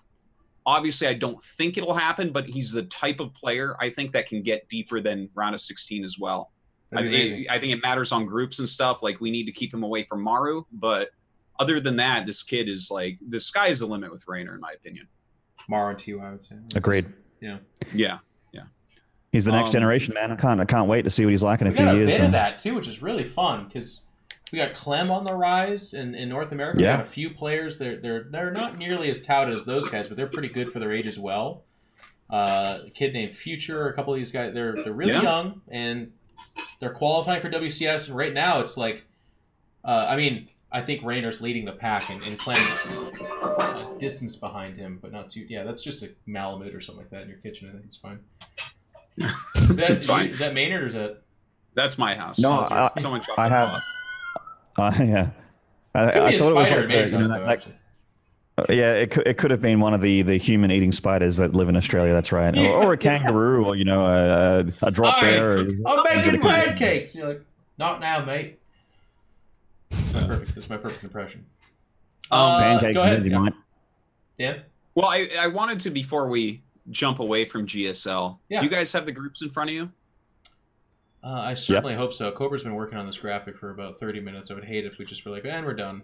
We don't need it necessarily on the show, but if you guys could look through and see what you think the group of death is, because there's a few groups that look like the group of death, but there's actually a group of death. Is there actually a group of death? Oh, so you're asking to see if we see it too? Yeah. All right. So you maybe see what I see. Do I see what you see? Yeah, you see what I see. I don't see it. Hang on. This is about to be the most Artosis moment ever. Let me clear your mind, Maynard, and put it through the Artosis filter. Clear your mind. All right. Who has he been hyping up a whole bunch and is going to call it the actual group of death? Hang on. Let me look at this. Is this like one of those? Figure it out. He's going to see it. Is this this a goddamn Group H? Are you talking about Group H? Yes! Look at you, Jeff. You really know me well. Or you know your StarCraft well. It could be either one. I don't know. It doesn't matter, though, does it? One in the same. One in the same. Is it really the group of death, though? Yeah, it is. That's what he's saying. Is Group H the group of death? Okay, so I'm sure a lot of people listening on audio, Group H, Sue, Special, Keen, Rogue. Yes, the answer is yes, it's the group of death. Who are the BlizzCon top four? Who are the BlizzCon top four? Was it Sue, Special, Rogue, and someone else? Oh, I think it was. Oh my God! Has Rogue won Yeah. half the tournaments in the last year? Oh, geez, he has. Does Sue get second place in every tournament? Oh, I think he does. Does Special get top 4 in every tournament? Oh, yeah, he does that. And who's this fourth guy? Is it the guy that had Maru dead and then Maru had to cheese him? Yeah. Oh, it is. It's Keen. Oh my God. So yes, that's the group of death. Keen's TVP, by the way, it was so weird because just one night I was up late and he was just like, Keen fires up his fucking stream and is playing, and it's like one of those things where there's not 1,000 people watching this. It was okay. It's like 200 or 300 or whatever, and I'm watching Keen play. This guy's TVP, which is like, I'm sure he's great in the other matchups. In fact, he was known in the past for his TVT. His TVP is so fucking disgustingly good right now. He was just cranking out games with, I think it was Stats, or maybe I was watching Stats stream and he was playing against Keen.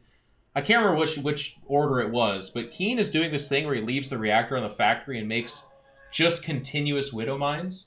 And it's like this other pressure where you kind of know that if you don't pick off Medivacs and they get up to like 8 or 10, the Bioforce hits this strange threshold where you're like, well, Stalkers don't count. And then Zealots, if they're not aided by landing Storms and landing Disruptor Shots and landing Colossus, also don't count.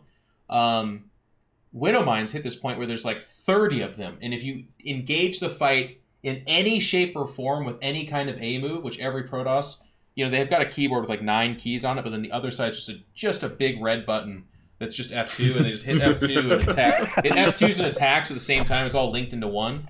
If you do that, you just die. Your whole army just goes, and you're just gone. Keen is in incredible form right now.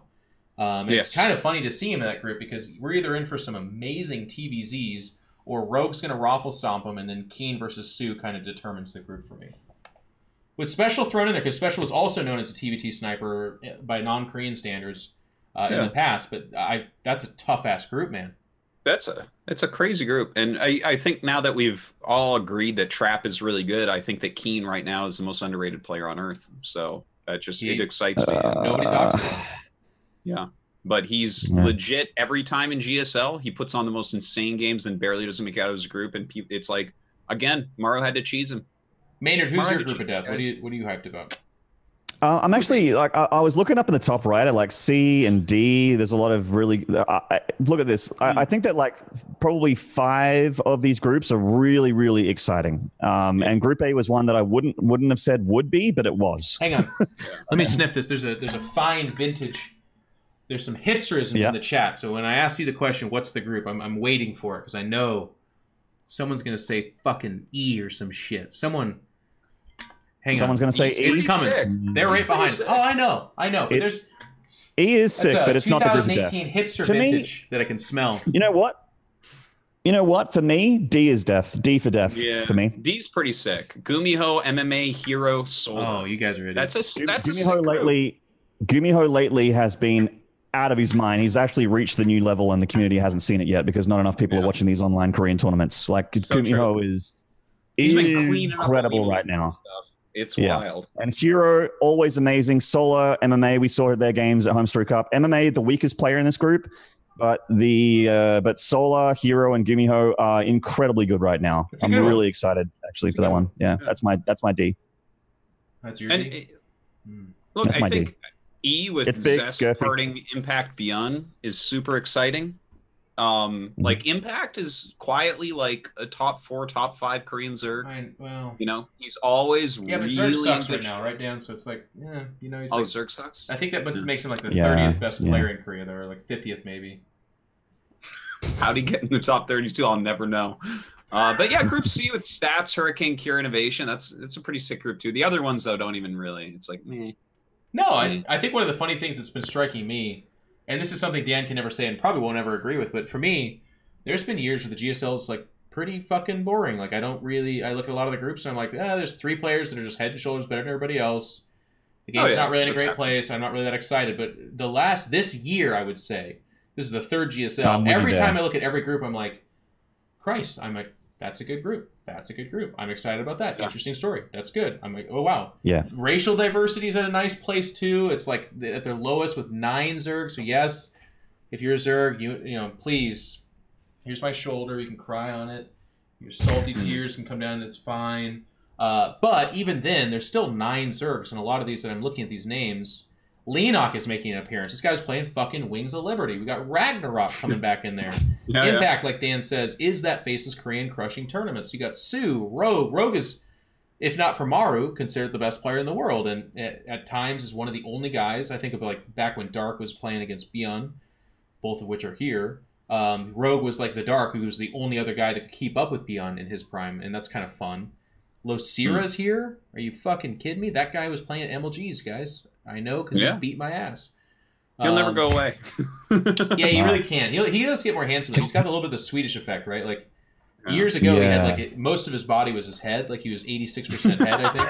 I think a lot of that was his haircut. But then I look at him now in the GSO, I'm like, this motherfucker got handsome, son of a bitch. No, it hit me in Poland, like when we were there for Katowice. Like, it's Losira showed up for his on-stage interview, and he's got his like arms out like this, and his chest puffed out, and he's like he's like, the Korean version. Like Smix, like he was this squeaky kid, this skinny little nothing, and then Smix is interviewing him in Korean, and it's basically the Korean interview and going, "Yeah, baby, what's up? Yeah, I'm good to StarCraft, all good. There's no problem." Little suave motherfucker.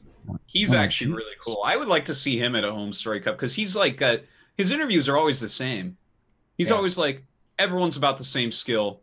I definitely can get out of this group. And then he never does, but like, he says it in the deepest voice, standing up straight, looking perfectly into the camera with utter confidence. He's always in GSL. He was a GSL finalist. Like, he's a very good Zerg. Yeah. I don't know. I really like Losira. I've become a big fan of him recently. Alive's but you're right. This year in general has just been so sick, man. And I mean, we've had so many GSL. This is the 36th GSL. Holy cow. How crazy is that? That is crazy. Holy fuck. God. It's got to be weird for you because you've done all 36 of them. So it's like, I know. Where did the time go? Like, at what number do I call it a day? 40. You got to go to 40 at least. Well, I got to go beyond there. Round number. God. 40. It's going to be a round number. At that point. You know what? 100. 100. Call it a 100. Well, it's going to be tough because the 100. 47th GSL is going to be Warcraft 4, so there's going to have to be some form of a transition there. 47th. That's like, if we do 3 GSLs a year, 4 GSLs a year, so that's actually coming. So Warcraft 4. It's going to be weird when like this video is played back because I actually nail it. They're like, how the fuck did he know? How did he know? I think we'd have to rename it, right? Because Global StarCraft League isn't going to work for Warcraft. It's the Swarcraft League. It's the Swarcraft. Swarcraft. Like, don't make fun of it. It's how you pronounce it in Chinese, I think. Just like let it go. It's like, all right, that's fine. There's like an X in. Listen, just do it, okay? So that's it for the GSL. The groups continue Friday, I think it is. The nice thing about Friday night for America. It's Saturday at 1 p.m. KST for me. Well, and like the one other person in Korea that's watching this show right now. Hey, for Maynard, it's like... And for Australians, thank you. And for Maynard, it's like it's Tuesday of the following week for us, mate. Me and my Aussie bros, we get it at a nice time in the middle of the day. Half an hour difference, man. Dude, Prime it's so time. funny. That's one good thing about being an Aussie is as a StarCraft fan. It is not... It's not the travel. It's not the ping. It's that you have your dinner and you got primetime GSL every night. It's great. Dude, in Europe, it's at like breakfast, lunchtime for them. It's just so ridiculous. It starts at 11 a.m. That's nice too.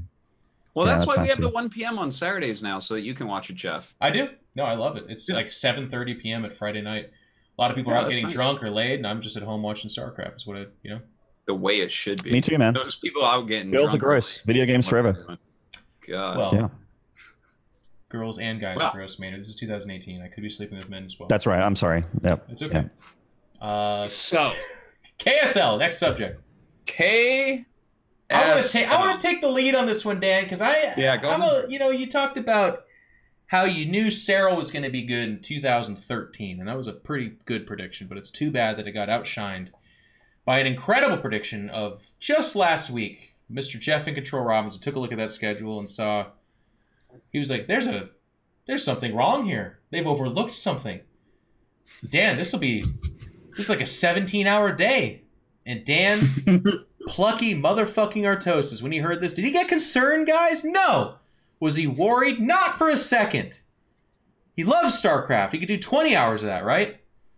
Dan, how was that broadcast? Oh, my God. So... I'm not as young as I once was or something. On 2 broadcasts, broadcast days. Okay, so first off, let me preface this by saying Home Story Cup is like one of my favorite things in the whole world to watch. When Home Story, like my wife knows when Home Story Cup's coming up because I'm like, oh, it's coming up. I'm going to be watching a lot of StarCraft on the main TV in the house. And this is the least I've ever watched out of 17 Home Story Cups. Literally the least, because I casted 25 hours of KSL qualifiers. 20. Here's the thing. So you'll see some weird, like when I get home from Home Story Cup, I'm like, guys, 14-hour days. We're ending late at the night. It's really bad.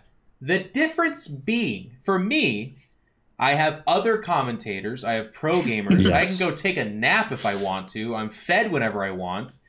I can drink sodas. Like Home Story Cup takes care of you. There's water. I'm sure Dan had water, but the point is, when I say I casted 14 hours, I don't mean that. I mean that I was on call for 14 hours, which is rough. But Dan, when he says he casted 25 hours, I didn't see any other commentators. I casted 25 hours. It was you and Nick sitting casting for 25 fucking hours. The first day, so it was 2 days. 2 days. The first day I casted with No Regret. That was 12, I think. And then the second day I casted with Tasteless, and that was 13 hours. And Nick did one day and you did 2, right? Yes, I did 2 days, and each of them did 1. Can I add? Because they're cowards. That's where I want to go with this. And listen, normally we shouldn't do this on a show with about 1,000 people listening, but Nick and Dan, these are my brothers. Please tell me this happened. I'm thinking of that Sunday where you're about 8 hours into the broadcast, and Nick looks over at you and says, "I'm so fucking tired. This is so ridiculous." And you are 20 hours into what you've been doing. Tell me that happened. Of course that happened. Are you kidding me? You know I it shook did. my head. Yes, I'm like, oh my God. And the thing is, originally the second day, the offline qualifiers, we were told, no, this will be about 7 hours. So I left my house. I told my wife, I'm like, Tara, I'll be home. We end at 5 p.m. I'll probably grab dinner with Nick. I'll be home at 7. GG. At about 4, right? I text her, I'm like, I think we're gonna go till 7 or 8. Later on, 8 or 9, I'm texting her, I'm like, I don't think we're ever gonna end. Things went wrong. It got crazy. I tuned in. I definitely tuned in some with my downtime at Home Story Cup, and you guys did a great job though. That's really, really, really hard to do. But you guys, I think I actually tuned into one of your last matches, and it was a TVT of all things, and you still commentated the fuck out of it. So you're a trooper, because Jeff on hour 23 out of 25. It was spread over 2 days. This wasn't straight. If this was straight, I would have died. No, well, yes, you actually would have died. Only Wardy can solo cast 24 hours straight, I think it is. He's I'm not interested in that. But it was incredibly long. It was really good though. It was really fun. We've never had English casts of qualifiers, so it was cool to see some of the amateurs that played really well and stuff. And there was definitely a lot of good matches. One that comes to mind is there was a lot of bops as well, a lot. Yeah. Well, when you get StarCraft 1 pros, you got to be basically. Yeah, I know. It's like Jadong versus 2200 MMR guy. Oh, that was we had a couple matches where I'm just like, I don't want to see this. I don't. Yeah. There was some. Well, day one was some raffle online qualifiers, so everyone entered, and we had games. We had a game where I'm like, I couldn't figure out the build this guy was doing. This Terran guy. I'm like, what is this? Oh, is he doing? And I start trying to extrapolate and be like, okay, I think this is what doing. Then I look at the top right of the screen where they keep the APM. The guy has 70 APM. I'm like, oh, that's what he's doing. He's awful. This is his first game of StarCraft. I actually saw that game. He was doing a 10-10-10 or something like that, and you're like, oh, this is what he's doing. Well, I was trying to figure. I'm like, that's not even a wall-in. What is it? Yeah, does he know a wall-in? I don't know. What? I never wall-in like that. Is that even tight against anything? And I'm like, they're just showing it on stream. It must be good. No, 70 APM. Okay. But the offline qualifiers are a lot better. There were some really good matches in there. For instance, in each group finals, it became best of 5, right? And it was Jadong against an amateur in the finals of his group. And the amateur crushed him in the first 2 games. Macro games, Protoss versus Zerg. Wow. And that's Jadong's so good at Zerg versus Protoss. And so Nick's like, And here's the thing too, because we're like, what the hell? Because at this point, actually, there had been some problems with the internet, so we had a little bit of a delay, which is part of the reason why it went long. But we had to go to replay, so we actually already knew that Jaedong won. Oh, and we're shit. like, how does he win this? And Nick's like, he's gonna cheese him from here on out. You guys did And an so IGN Pro Jaedong's League with commentary. 3-hatch Hydra. He's just running Zerglings in the base and shit, and he just cheesed him 3-0 from there, and he qualified. So good on Jaedong. But He's like, fuck macro game with that guy. Jesus. yeah. Look at these names though: Mine, C, Last, Shine. JD, of course, Stork over there. That's Best is the white guy. He changed his name to Joj or whatever. Shuttle, Joj, the big name. I mean, it's just sick. It's really cool to see. Yeah, it's basically all the best players. Flash did not play. He was in China for some event that he had pre-signed to. And I'm sure And he a got lot of paid people, $100,000. he probably got paid a lot. Flash is made out of money as far Yeah. as I can tell. But a lot of people were like upset about this and stuff. And I got to say, big props to Flash because he agreed to do an event in China before KSL announced this stuff. And stuck to it and went over there and bashed Chinese pros and fulfilled his contract. And that's a very professional thing to do. And like, I actually have complete appreciation for him for doing that. I don't want to see him, like, I would rather him not be in this tournament than for him to welch on this agreement. And, you know, there's Chinese fans, I'm sure, that were excited to see him and stuff. And then they don't get to see him. So cheers to him for doing that. And well, when you're at that caliber next... too, like events are formed around people of that level. So if he were to cancel, it's like it's a building burning down kind of disaster like that. Yeah, that can actually sink things. And it's nice to see that he's the kind of professional that's like, nope, I'm not going to. Even if they paid him really well, guys, believe me, there's stories in esports of people being like, oh wow, this thing's really important to me. I will cancel, and it just fucks over a huge number of people, and it's really terrible. So it's nice to see Flash do that. In fact, it really brought up when we were talking about Jeff on a previous show. Like, what's the thing that you regret? The one thing I really regret is canceling one event one time, and I've done hundreds. I have no idea how many events, so many events. So it's like that's my one regret professionally, right? So I'm happy that he kept with his word and did that. We don't have him this season. Whatever, we have like most of the other best Terrans in the world. We have like all the best Protoss in the world, which is pretty sick. Only 3 Zergs, 8 Protoss, 5 Terrans. So. I mean, not the perfect distribution. Obviously, I'd love it if we could just go like 6-5-5 or something. But holy fuck, these names! You know, the Zergs we got are sick. Like Sulky could win this event. Yeah, you know? The Liquipedia page, by the way, guys, like because a lot of those names are a little bit weird. They have them listed as their classic names, and it's like, I recognize everyone. That's amazing, including Rain. I'm really excited that he qualified. That's cool. Like literally just to run down right how star-studded this is the thing about Brood War. When you have qualifiers that are like somewhat good, unless you get unlucky with who's playing who, you basically get all the very best players, right? So we have Rain, the ASL champion, Snow, who is the runner-up, Shuttle is an ASL champion, we have Sharp, who's the runner-up to him, we have the runner-up to Flash we have C, the runner-up to Flash, and Shine, the runner-up to Flash. Hero went to the army, so he's not here, right? We have Sulky, widely considered the best Zerg in the world. Jaedong, the best Zerg ever.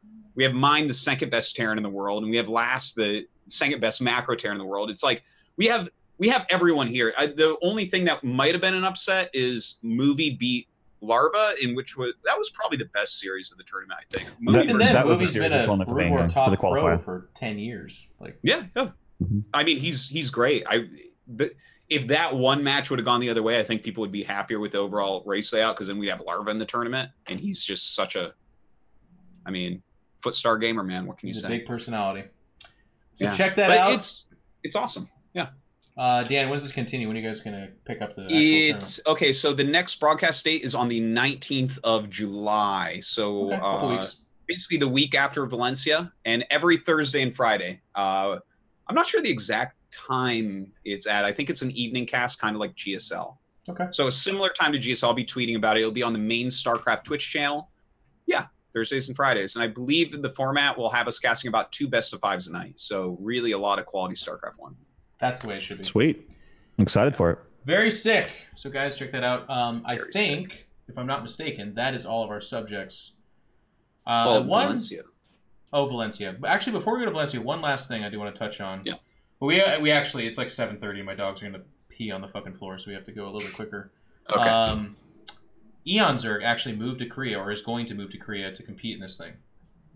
Yeah, so specifically what he said was he's going to undergo some really cool training. I'm actually very interested in what that is. I sent him a message to go see if he responded. I want to learn how he's going to practice. But basically, he wants to increase his skill by a noticeable amount, and then he wants to participate. So as long as he's able to do that, I guess. So but I'll have an update for us for next pylon on that. Yeah, it's fake news. He's not going then.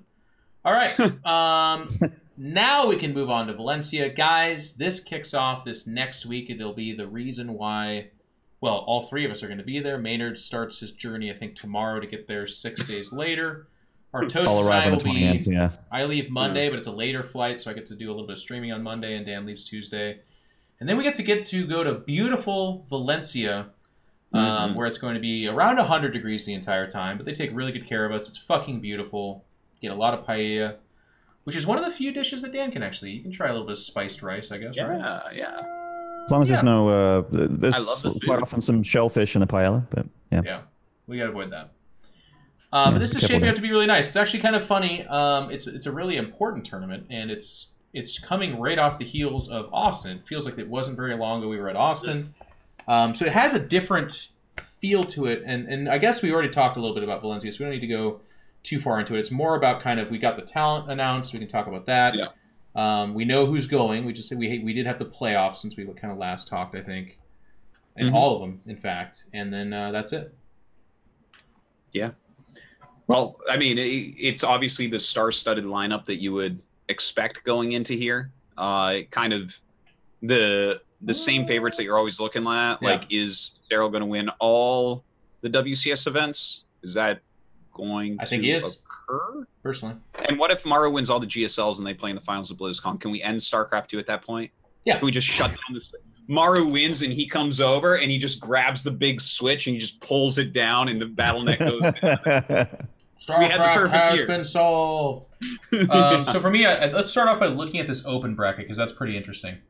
And I think Cobra put it up on the screen. We're seeing, obviously, the big ones you guys need to know about is like Lucifron's coming back to play. That's really interesting. Vortex is his brother. He'll be in there. Supposedly he's at 6.5k MMR, which is pretty damn high up. Yeah. He's so good. What? Jesus. Yeah, that's the rumor. Someone's gonna be like, "No, Jeff, it was proven that it's 6.43." It's like, shut the fuck up. Those kids are so talented, man. Damn. Rhett competing. Vortex, yeah. Rhett is competing. He's a signed Clash player, and this will be, in my opinion, I think the first major showing since he's decided to kind of go pro. So he didn't qualify, which is worth noting, but he's here in the open bracket. Yeah, always exciting to see how he'll do. I mean, the same old names that you're really, really used to are basically all here. Very European heavy. This is chock full, though. So, like, look at this. Yeah. Look at this list of guys and know that a fraction of them are going to play on beyond the open bracket. Like, this is sick. Matt Moss is in that open bracket because he had a disappointing NA finals, and he's a guy, like, when he decides to play good, can beat anybody. Yeah. Neeb's got to go through the open bracket as well. Several-time WCS finalist, having to slog it with the rest of us. Showtime, you know what? His whole year basically rests on this, in my opinion. If he goes out in the open bracket, he needs to pick up the points a lot. Something I found kind of exciting here as well. We have some Chinese players in the open bracket because we don't get as many of them commuting to the events. Like, some of them will win, and then someone will get visas or not, and we'll have it passed down. But to kind of see a couple guys trying to make that trip for themselves is very exciting. I love to see the Chinese scene kind of get more involved. Yeah, agreed with that. Yeah. Laser, who's just kind of quietly, I mean, it was a year ago we were talking about him as the absolute, probably, especially with his BlizzCon performance, the best foreigner, right? Like, it was kind of the year of need for the regular year, but then it was a Laser that really caught fire at the end there. This year, it's not fair to call it a quiet year, but I guess the top podium is dominated by Cyril, like by a country mile, and then we're now fighting for scraps of like 2 through 5, and that's a little bit more complicated, right? Like, Mana dialed it up, and he's shown a really new form. He's been consistent too. Had a great Home Story Cup, and like Lambo is coming off a couple of good performances, but wasn't able to do it. He got denied by Hero Marine, so here he is in the open bracket. Pretty interesting. Came back and slayed Hero Marine at a Home Story Cup, so Lambo definitely, you got to watch out for him. I'm really looking forward to seeing if a laser can have a better showing. I think that he is still Cyril level, or right around there. So I called him win the last one. He kind of had a rough road. I believe Special knocked him out. So Special a beast till that round of 4. Yeah, they go back and forth. Maynard, you commentated a lovely Australian qualifier. I see Hutt and Seether in there. That's not Probe. Neither of those guys is Probe. Yeah. Neither can confirm Neither that. of them. Can confirm. No, Seether is Probe. Oh, you know what? You might be right. Is actually there is a name. I was involved in trying to get this guy sorted for the open bracket. There is one Australian that's at least one Australian that's flying over that's going to be in this open bracket that isn't on the list. Oh, okay. He's the guy that qualified last season, NXZ. Really good Zerg. Nice. Yeah.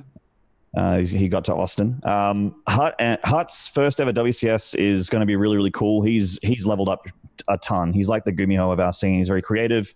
He can macro as well as he can cheese. He's really, really cool and strong in that regard. And he's having the best year of his life, which I think's also how I feel about Gumiho's. The rest of his 2018 is it's shaping up to be, hopefully, as predicted. And Seether's actually Seether qualified without even dropping a map. Like he destroyed every single Australian and New Zealand and Indian player. Like we had a You mean Demi? Yeah. So Seether's incredibly good right now. Of course, versus the best of NA and best of EU. A lot of those people are going to kick his ass, but he beat Snoot 2-1 in his group stages, lost to Snoot in the end in the rematch. But in Austin, he has the ability to beat some of these big name Europeans. So hopefully he steps up. A lot of Zerg, 8 Zergs there. It's kind of crazy how these 400 Zergs are just really putting it together, man. They're just kind of gelling right now. It's sick. Something about something's connecting there. It's crazy. I know. It's always so weird to me that we have so few good Korean Zergs and so many good European Zergs. Yeah. It's like, what does this mean? What does it mean? I don't know. Yeah. So get hyped, guys. We will be missing the Pylon Show next week, but that just means that we're going to come back with beautiful tans and full energy to talk about StarCraft and hopefully an exciting result. I think Cyril's just going to monster mode. If you had to ask me, I would say he's just about to destroy this tournament and probably the next. But one of the hardest things to do in StarCraft, and one of the things that, in my opinion, should be the most celebrated, is remaining consistent. Like, it's one thing to be that good, but to be that good over a span of time is fucking incredible. And that's why I think we may very well one day end StarCraft 2 having never had a true Bonjwa, in my opinion. The actual span of the Bonjwas we've had in the past fully eclipses what we have in StarCraft 2. But Cyril is, so far he's doing it. He's won the first 2 events. He hasn't let go. Yeah. He's looking to pass what Neeb did last year, which is really impressive. And as far as the Bonjwa thing, I just want to throw this in. Well, yeah, but the way that he's doing it right now feels a little bit different. Agreed. So, he has the potential to pass what Neeb did last year, is what I'm trying to say. But as far as the Bonjwa thing goes, I think if things went slightly different, if one Zergling was out of the way or so, Rogue would have been already called a Bonjwa, but I think it barely hasn't caught on, and now Maru is, obviously the one that's doing that. So I'm just throwing that out there that we're starting to get a little bit close to maybe we will eventually have a Bonjwa, which is weird because as StarCraft 1 got older, it got harder to get Bonjwas, and as StarCraft 2 gets older, we hope to have one. So yeah, I don't know. Yeah. But yeah, WCS Valencia. All right. Oh, sorry. Well, that brings us to the end of the show. We're going to go to the questions now, my bros and sisters in the chat. It's my favorite part. I cannot wait. And there's some good ones. All these questions. So Cobra's using the computer to set up this. So I think Dan, I actually specifically asked Dan to not look at the questions and now to look at them because there's a certain. All right. So I think there's about 3 in the Patreon priority question segment of our Discord. If you okay, I'll do the sellout thing in a minute, but we can. So July, I'll start from July 3rd, I guess. Yeah. Or wait, what's the last one that we asked? There are some that are skipped on purpose as well, I think. Okay. So, I think it was the Smash Brothers one. I think the Smash Brothers one was the last one. I remember that one. That was a cracker. Okay, hold on. I guess I have to ask this one. When will all the players that switched to Grey Goo for like 2 weeks apologize for their treachery? From Gilbert. Thank you, Gilbert, for supporting us on Patreon. I don't think anyone ever switched to Grey Goo. I downloaded it. It was terrible. Yeah, there's not a switch. There's not a switch there. I don't think there's anybody that switched. And if they did, I think they're so obscure and gone that I don't know that they owe anyone an apology so much as like a milk carton, maybe. I think the only guy that really switched was Huck. So yeah, but he didn't switch. Pushed him over to he commentated like a tournament for them or something. That's not switching. Well, we kicked him out to Overwatch anyway, so who cares? All right. Good question. Thank you for support. Yeah. From Blinker. Yeah. Do you think it is important to have these community events like Home Story Cup in order to showcase personality a bit more and have fan interaction, or do we grow the scene better with official tournaments? We kind of touched on that already. Yeah, hit on that a little bit. But yeah. Blinker asked a fantastic question a week before in his defense. Yeah. These kind of questions, and Blinker, you can, we got a good relationship, so you can clarify. It feels like there was like an anxiety, like, oh no, I have to ask a question. You don't have to ask a question. Yeah, you don't need to. Because the answer to this is like completely predictable. Is anyone ever going to say, no, it's not important to show personality in the behind the scenes of these players? Well, does the scene grow better with official tournaments? Well, I think it's important to have official tournaments. You need both. Stuff like Home Story Cup are important. Like I was talking, like I said to Dennis when he was on, it's like you need to be able to build personality, and Home Story Cup is such a great reservoir for us to be able to build storylines for those official tournaments with Home Story Cup results.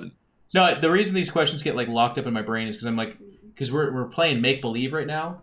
Because in real life, like, we're not going to be like, Dennis, we need you to stop running these silly tournaments and you need to do a serious one. Even if, like, universally we all believe that. But also, in the make-believe world, I have a tough time getting there because we already have both. If we didn't have WCS and the question was, do we want more Home Story Cups or do we want more official tournaments, then sure, I think that would be interesting. But we already have both. So I'm like, what are we pretending right now? Are we pretending to kill Dennis and take his tournament? We have 2 Home Story Cups a year, right? 2 Home Story Cups. 4 a summer and a winter usually. Yeah. Generally, right? And then Katowice. If you could add here, let me change Blinker's question. Oh goddamn, you doing it? Yeah. I know where you're going. If you could add one more tournament with the funding, would it be another Home Story Cup event or would it be another WCS event? There it is. I'm going to go for Home Story Cup. The WCS has WCS has double the stops. So if you could just add 1 to the pool, do you really want a 5th WCS or do you want a 3rd Home Story Cup? Is that what you mean? Do you mean take 1 from the other? Like no, not taking 1. Not taking 1. Just add 1. Blinker's question is specifically what would build the scene more. I think a 5th WCS event would be nice. I think 4 feels a little bit small because we don't have some of the other events. Well, I think the problem with that is WCS, like the complaint people already have is that WCS tends to feel like the same show just 4 different times. Like it's a lot of the same people qualifying. The storyline we keep trying to make is the points heading towards the finals, and I agree with that. It's weird that people say that about WCS when I'm on GSL season 36 and I never hear that about GSL, which is literally the same format for like the last 30 GSLs. Do you know what I'd really like? I'd really like another IM. Mm-hmm. Yes. Like something that's not quite WCS, something that's gotten rid of the region locking where Koreans are facing foreigners in a really nice produced and a really professionally produced tournament. Like Shanghai was amazing. Like we had a great time in Shanghai last year. I am missing. I mean, not thanks to the heat, but the tournament was great. Yeah, don't go to China. That was a shitty idea, Maynard, but everything else you said was really good. I love going to China. Exactly. Yeah. I am love missing, going to China? Is that what you said? I love going to China. You know why? Because you're a selfish son of a bitch that wants a short flight to China. Yeah, man. It's like an hour and a half. Yeah, it's an hour. Yeah. Every time. It's only 12 for me to get to China as well, which is a very casual thing in Australia. It's That's only pretty 12. good. Yeah. Very casual. Yeah. I actually, Maynard like this. I want Australia. Like the one fucking time we had an event. Well, we've had 2 or 3, but the one time we had an event in Australia, goddamn ESL hired Pain User and what's his name HD. HD I hosted that StarCraft. event. That's where I first met Artosis and Tasteless. It was It's good times. They say never to meet your and heroes. then I had a good time hanging out Yeah. with Payne. He's a fun guy. But Australia's yeah. I'm I just think it is happy actually still being considered, by the way, WCS Australia. I think it's still in consideration. That'd be nice. Blizzard people, ESL have been telling me they want to either bring an IEM or a WCS to Australia at some point. So I'm holding my breath. you guys please gonna happen. succeed. But yeah, you know what? Thank God that Counter-Strike gets its 63rd event this year. It's not. With IM Shank. Dan, I mean, that's the thank fucked God. up thing. It's not Thank even God. 63rd. They're over What is 300. I'm not even kidding you. Okay, I thought I was shooting Wow. high No. and making a good Yeah. joke. No, it's so funny. There was a chart thing that came out about like prize money distributed this year, and it said how many events and how much money. And this was like 3 weeks ago. Somebody in chat might even know the thing I'm talking about. It was stunning. They were at 263 when I saw that chart, and that was, like I said, 3 weeks ago. 263. Oh Well, my thank God. God. You know? That's Thank God good. they get 364 That's because what would Well, it CSGO do goes- without that extra Goes event? We should back to all actually- the idiots that work in marketing is what it goes back to that we talked about with Take, where it's like, okay, yeah, well, you know what?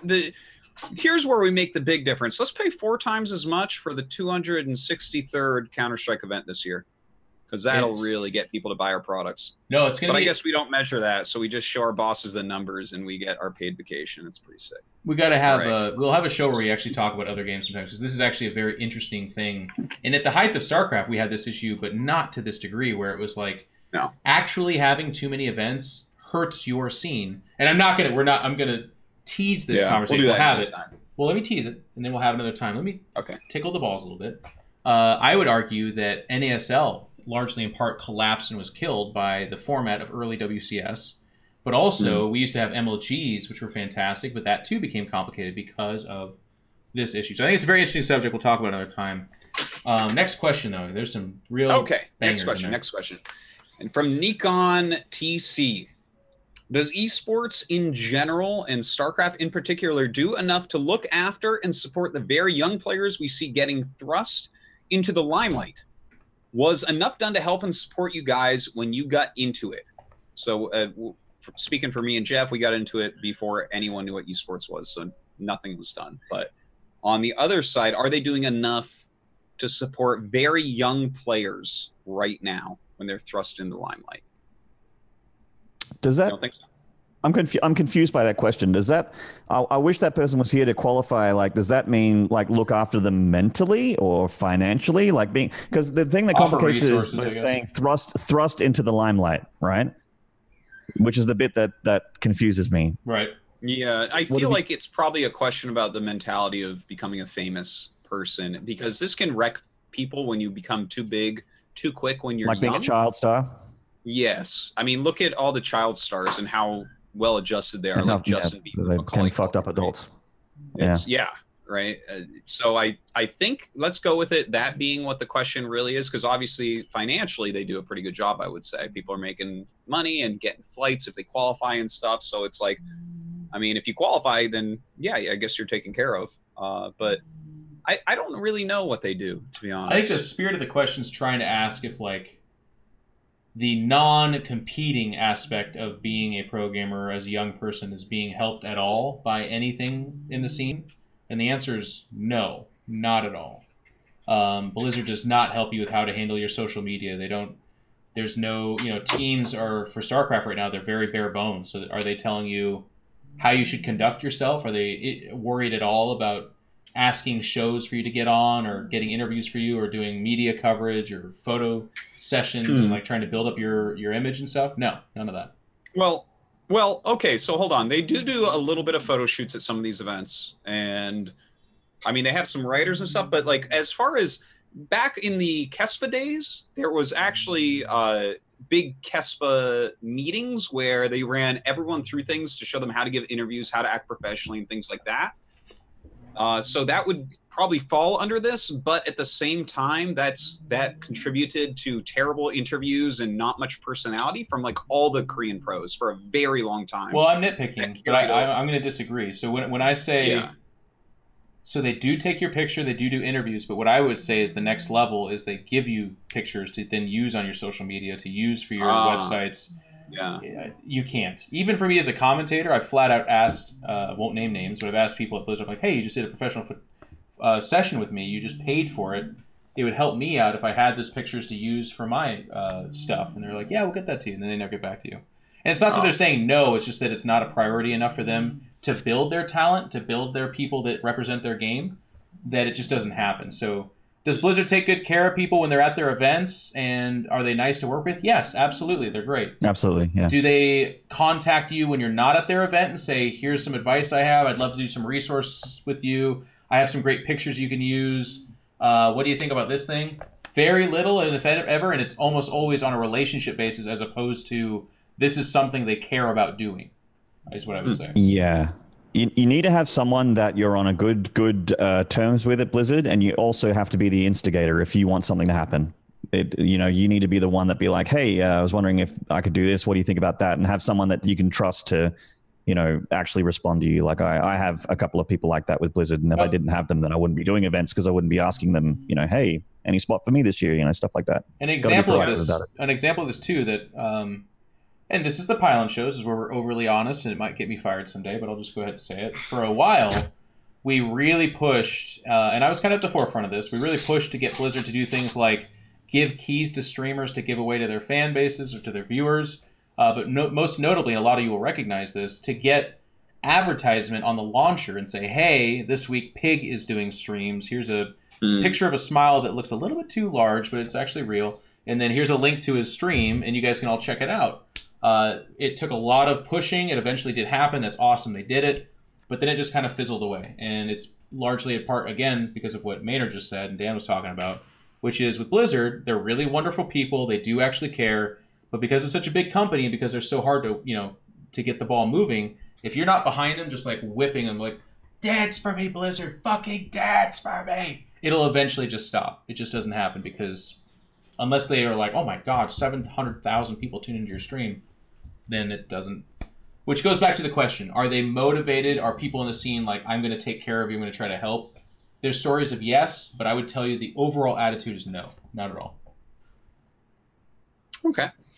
Thank you for the question, Nick on TC. With our last priority question from Pariah. How important are regional/national scenes for developing talent and community? Do you think the WCS system could work instead to cement local scenes like the clusterfuck of WCS 2012? His words, not mine. Or are the benefits of continental size regions better than those of strong local scenes? You know what? That was a strangely specific question, but I'm following it. I know what he's asking. Yeah, I do. I think I do get it. So is it because, Dan, that people that generally support our show on Patreon are really intelligent and like upstanding citizens? Is that?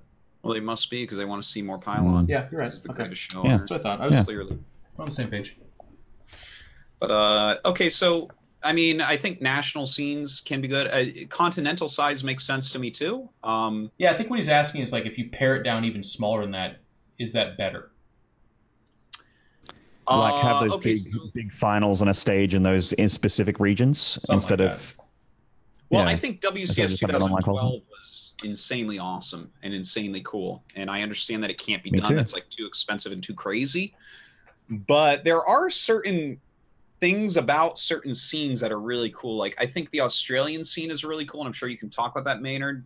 From Definitely my own point of view, the fact that in Brood War, I bring this up a lot, all the all the good American players became friends, so that was a national scene, although it's kind of a continental scene as well. We brought like Juan into there, and there was a couple Canadians that played with us too, right? It was like, okay, this is the people in a similar time zone, and we all are passionate and play together, and that definitely really promoted skill and stuff because you have a group of people that's working with you and it's not the lonely ladder grind. So I think that definitely helped. And I think I'd like to hear what you have to say about Australia, Maynard, because you guys are kind of out there on your own.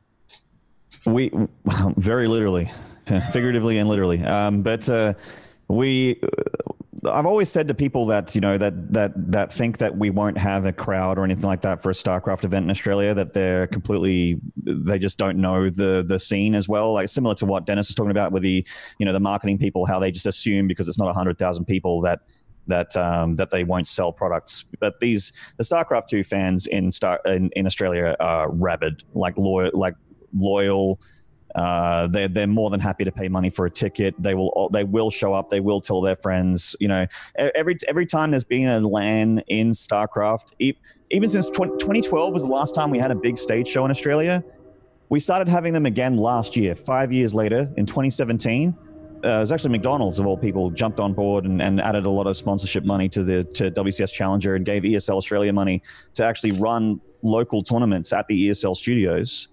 And we had hundreds of people in the crowd. We had people outside the door getting food and hanging out in like a barbecue atmosphere while we were running this tournament with the stage, you know, the lights, the screens. We had people from Blizzard head office coming down and doing interviews on the desk with me and that sort of thing, like about, you know, when Remastered got released, as an Australian developer came down.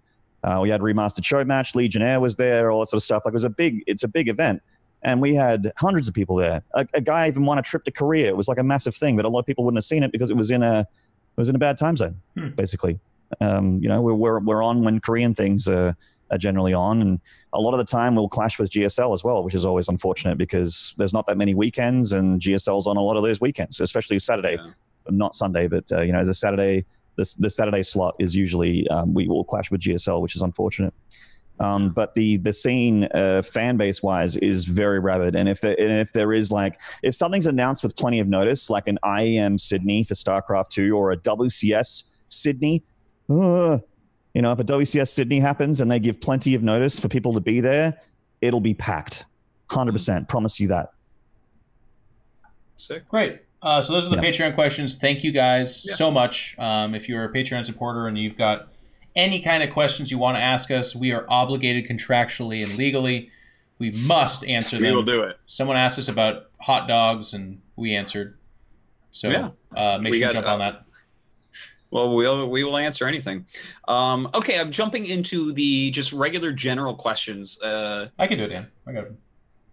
Let me take the lead here. So we gotta get through this. Go right ahead. Grab some of these. Here's one for Dan. Did you make a tattoo? I think that's tattoo. After the Raynor game, you said that on the stream that if Raynor beats Classic, you'll do that with Tasteless. He did that. Well, actually, what I said, Tasteless said he was going to get a tattoo of Raynor, and that I should too. And I said, I'm just going to get the A removed on my already Raynor tattoo and replace it with Vinique. Nice. Spoiler alert, I actually don't have a Raynor tattoo. It was all banter. Crazy. It was all banter, lie. believe it or not. Yeah, I think Tasteless is actually out getting the tattoo right now, though. He's crazy. Who knows? He actually could be. And then there was one here that I wanted to ask. As someone who started playing StarCraft 2 in late 2016, I was wondering what the first year of StarCraft 2 Wings of Liberty was like. How many pro players from the other RTS games switched? How did the meta and ladder evolve? And what were the first big tournaments? So obviously it's a very big question. If you guys can talk a little bit about maybe some of the differences of first StarCraft 2 to I can just throw in some interesting things that I noticed back then that I still remember because I was so fascinated by it. Because the different regions have different ladders and everything developed differently in every region. So, for instance, first off, people transferred from basically all the games, but only StarCraft and Warcraft 3 players really found any footing because the other RTS games don't have strong pro scenes or that many really talented players. So I don't remember anyone from like Age or anything else doing that well. And Warcraft 3 scene was smaller and it's a less mechanical game than both StarCraft 1 and 2. So they didn't do as well, but there was definitely some very good Warcraft 3 players. Not to say anything bad about them, but they're not as good as StarCraft 1 players. Sorry, Todd. But so basically, some of the things, first off, obviously everyone was kind of bad. You go back and look at that game, you're like, wow, people are terrible. The overall RTS understanding back then was very low because it was all of us coming from these games that were played in China and Korea, where we have basically no support to learn the game from the best players. So it's like a bunch of kids from Europe and America trying to figure out RTS. Nowadays, it's very different. I feel like the Western scene really understands RTS better. But here's something that I kind of want to mention that I thought was so interesting. Okay, so basically each scene played very differently. So, for instance, there was a lot of rushing on the NA server. And I mean, you can meme about that all you want, but I think for learning an RTS, that's a very solid way to do it. You figure out early game unit interactions that make sense. And then I'd watch all the Europeans, and they all pretended as if rushes don't exist. I was watching them just tech up with like one unit. I'm like, if you played this on NA, you'd be dead instantly. You wouldn't even be in Platinum, which, by the way, was the highest league when it opened up. You've seen the so beta, yeah, it was really weird because Europeans were all teching really quickly. I think they had more overall Warcraft 3 players and stuff over there, at least at the top. So that was kind of interesting too, I felt. Whereas NA was more rushing. Korea was overall just kind of in between everything. They kind of did a little bit of everything. There was a lot of players playing and stuff. So those are some of my early memories of that. Minardi?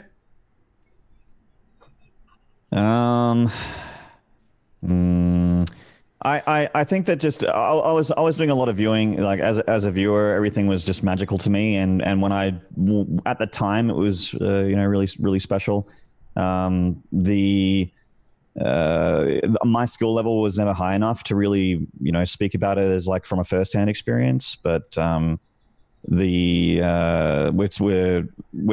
meta and ladder evolving. With those first big tournaments, so obviously IEM, I think, was the first ever one that I remember in StarCraft. It's like Moonglade top 4 or something weird like that. And GSL season 1 with like TLO playing Terran, Torch. Yeah. Artosis was in it. Playing Zerg. They were playing Zerg. Yeah. I thought everything was really special back then, and it took a long time till I went back and relived those moments and didn't realize how silly it was to have loved those games. But I think at the time, though, as a viewer, you don't understand the game as much as the pros still are trying to figure it out as well. So even as if there's not going to be a fan out there that's like, I don't think this is how RTS is meant to be played, right? They're just going to be like, well, the pros are doing their thing, and I think this is solid and great. But it has certainly evolved and very, very naturally. But yeah, again, I'm not high level, so I can't really talk about firsthand experience. Oh, yeah. One really quick thing, sorry to jump back to what I was saying about how all the Europeans were teching up quickly. I also want to just point out Demaga solved that real quick and just started bailing busting everyone and won like every tournament for a long time until the Muslims started putting like 10 buildings at his wall in. Because everyone was teching and Demaga's just like, what the fuck are you doing just bailing bus? And he won so many turns in a row, he became like rich. It was insane.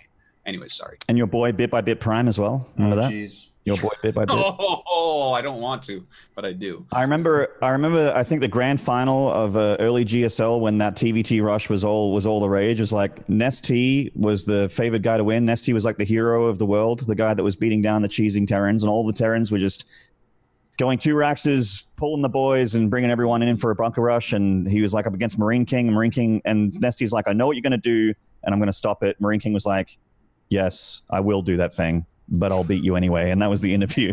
I'm like, oh my God.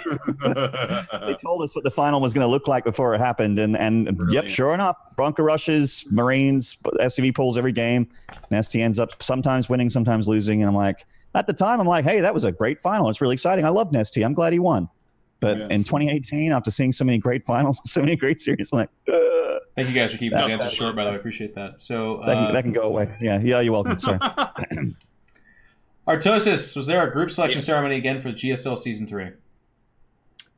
It's only for round of 16, and it will be. Oh. It's never for round of 32. It's just announced. So there will be one? Yes. Well, there you go, Alessandro. Get excited. Yeah. What do you think is the future for upcoming Korean players? Do kids still play StarCraft 2 and PC bangs? Do you think there will be any young Koreans coming into the scene like Raynor for foreigners? It's an interesting question. They don't really play StarCraft 2 and PC bongs. It's not as popular a game out here as some of the other games.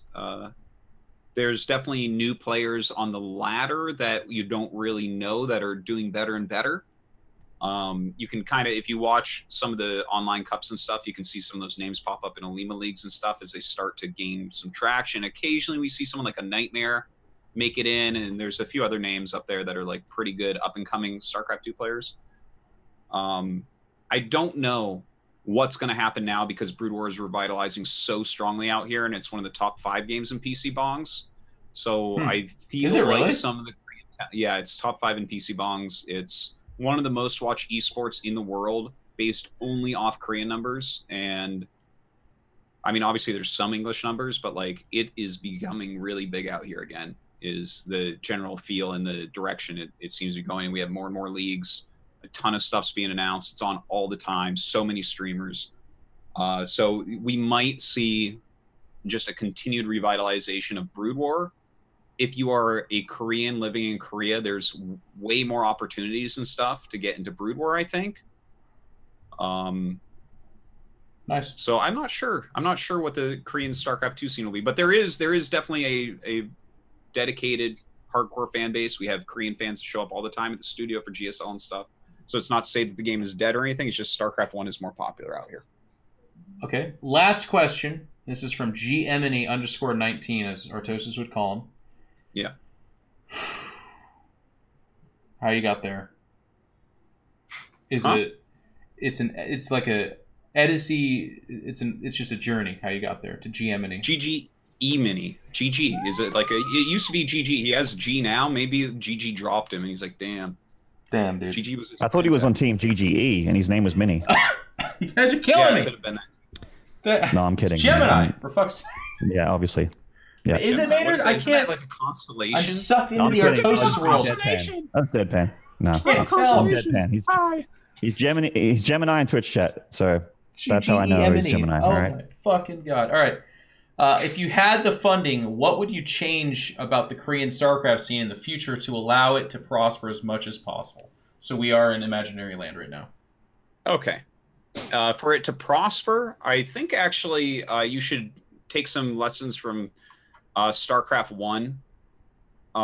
You need to have probably like a pro league type situation somehow. I don't know exactly how to do this because this question is just kind of coming out of thin air, but like GSL is fantastic and all the tournaments we have there is fantastic and is doing a certain amount. But there's no real entry level stuff. There's some online stuff like Olima League and those, there's Kung Fu Cups and stuff, online stuff. But I feel like you might need a slightly broader pro tournament scene and then amateur tournaments. And that's something actually, like there's no amateur lands in Korea for StarCraft 2. But right now they're starting up again in StarCraft 1. I'm sorry to keep bringing that up, but like they really do get how to do this with StarCraft 1. Like we have right now, like every weekend there for a while, we have like amateur StarCraft 1 lands popping up here and there. And, they're starting to do more and more with that type of thing, but we don't have that with StarCraft 2. And I think that type of thing, like I went to an amateur LAN last week, which is why I couldn't go to the Pylon show because there was one pretty close to where I live. And so I showed up, there's a ton of people there playing. Some of the pros like Flash and Sharp are there streaming it and on their phones and stuff. And it's just like, I don't know. I think stuff like that really helps, especially when you live in a city of, a metropolitan area of 22 million people. You have a few amateur StarCraft 2 events. If you've ever been in a GSL, you can't play this. People will come out. You have a little bit of a prize pool. Yeah, man. You're in GM? Yeah, all right, let's do it. But yeah, I think something like that might help. Okay. Maynard, someone just hands you an unlimited checkbook. What do you do? Bring back Pro League. First and foremost, bring back Pro League. Get some Korean teams happening. Some salaries for all those guys out there, like even so the B teamers can practice, C teamers can practice, and still live doing what they love. That's what I first. That's the first thing I would do with a big checkbook. And Dan's actually brought up a really good point as well, just having more amateur tournaments for those guys. And those guys on those teams that I'm talking about in this magical land where we can just bring back these teams where B teamers and C teamers can live and eat doing what they love, and have these tournaments for them to practice in a tournament session and not just get destroyed by like their Maros and the Classics and the Darks and the Zests of the world, like give them somewhere to practice at their level. Those are pretty good ideas. I think the real answer, though, is kind of a Reaganomics almost answer, where you like just double, triple the salary of all the commentators, bring over some of the other commentators, kind of slide them into a certain tier of a lifestyle. Like I don't like seeing commentators like Nathanius with like a bandana wrapped around his head. Like I want that to be a fucking gold-rimmed top hat with actual gold, by the way. And if he had a grill, encrusted with diamonds, a cane, something like that. Yeah, and he's like always talking about chicken fingers. Fuck chicken fingers, man. I want him to be eating like veal fingers. Like, let's do something we haven't even done before. Wait, let's kill a baby animal that's endangered and crumb that. Not even kill it. Let's groom it so that it like let's cultivate its life into such a way that the meat has a certain flavor to it because of how we've manipulated the way it lives its life. Like grow it on a trellis. It's like very funny shaped. Yeah. There you go. I would love that. And it comes out bacon shaped already. And I feel like if you have your commentators at that kind of plane of life, the enriched commentary, the personality, the humor that would come out from that would, I think, really kind of take root in all of esports. And then you could do things like you could ship off a Fear Dragon, but not just a normal Fear Dragon. Now this Fear Dragon has 6-pack abs. He's got he drives like a Lamborghini. Like he's like flying to events in his own jet. So there's kind of like a little bit more of a social impact when he shows up. That's how you really kind of blow up the scene. So I'm just kind of throwing it out there, but I think that's where we take it. So that's going to do it for questions, guys. That is in the regular Discord. So if you find yourself as kind of a plebeian or, you're in a little bit lower caste of life, that Discord's free to enter. You just have to have access to the internet, which I assume you do because you're listening to us talk. And then from there, you can ask questions. Not all of those are going to get answered, but every week we'll take a look at them, and you'll have a shot. And it starts a good conversation, I think. And then you can be a part of the show. So that does it. So thank you guys so much for tuning in. But before you go, okay, there's a couple things I want to do. First and foremost, I want to give some love to our supporter in Matcherino. Make sure and check them out. I think the code this week, if I saw Cobra typing it, is freedom to celebrate 4th of July and just 4th of July. Wow. Everything. And so when I say free code, by the way, what do I mean? I mean, if you go to matcherino.com/thepylonshow, I think is literally the URL.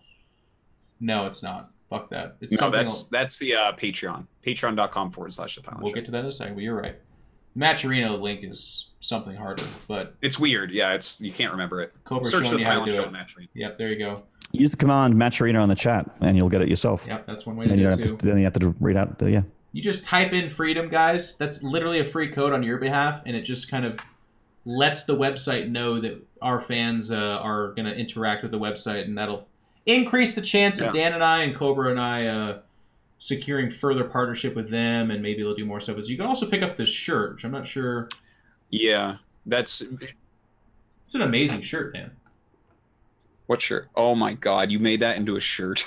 I don't do anything. Cobra actually, Rifkin did. Rifkin made it at first. Yeah, I did see Rifkin do that. Oh my God, I can't believe that's a shirt.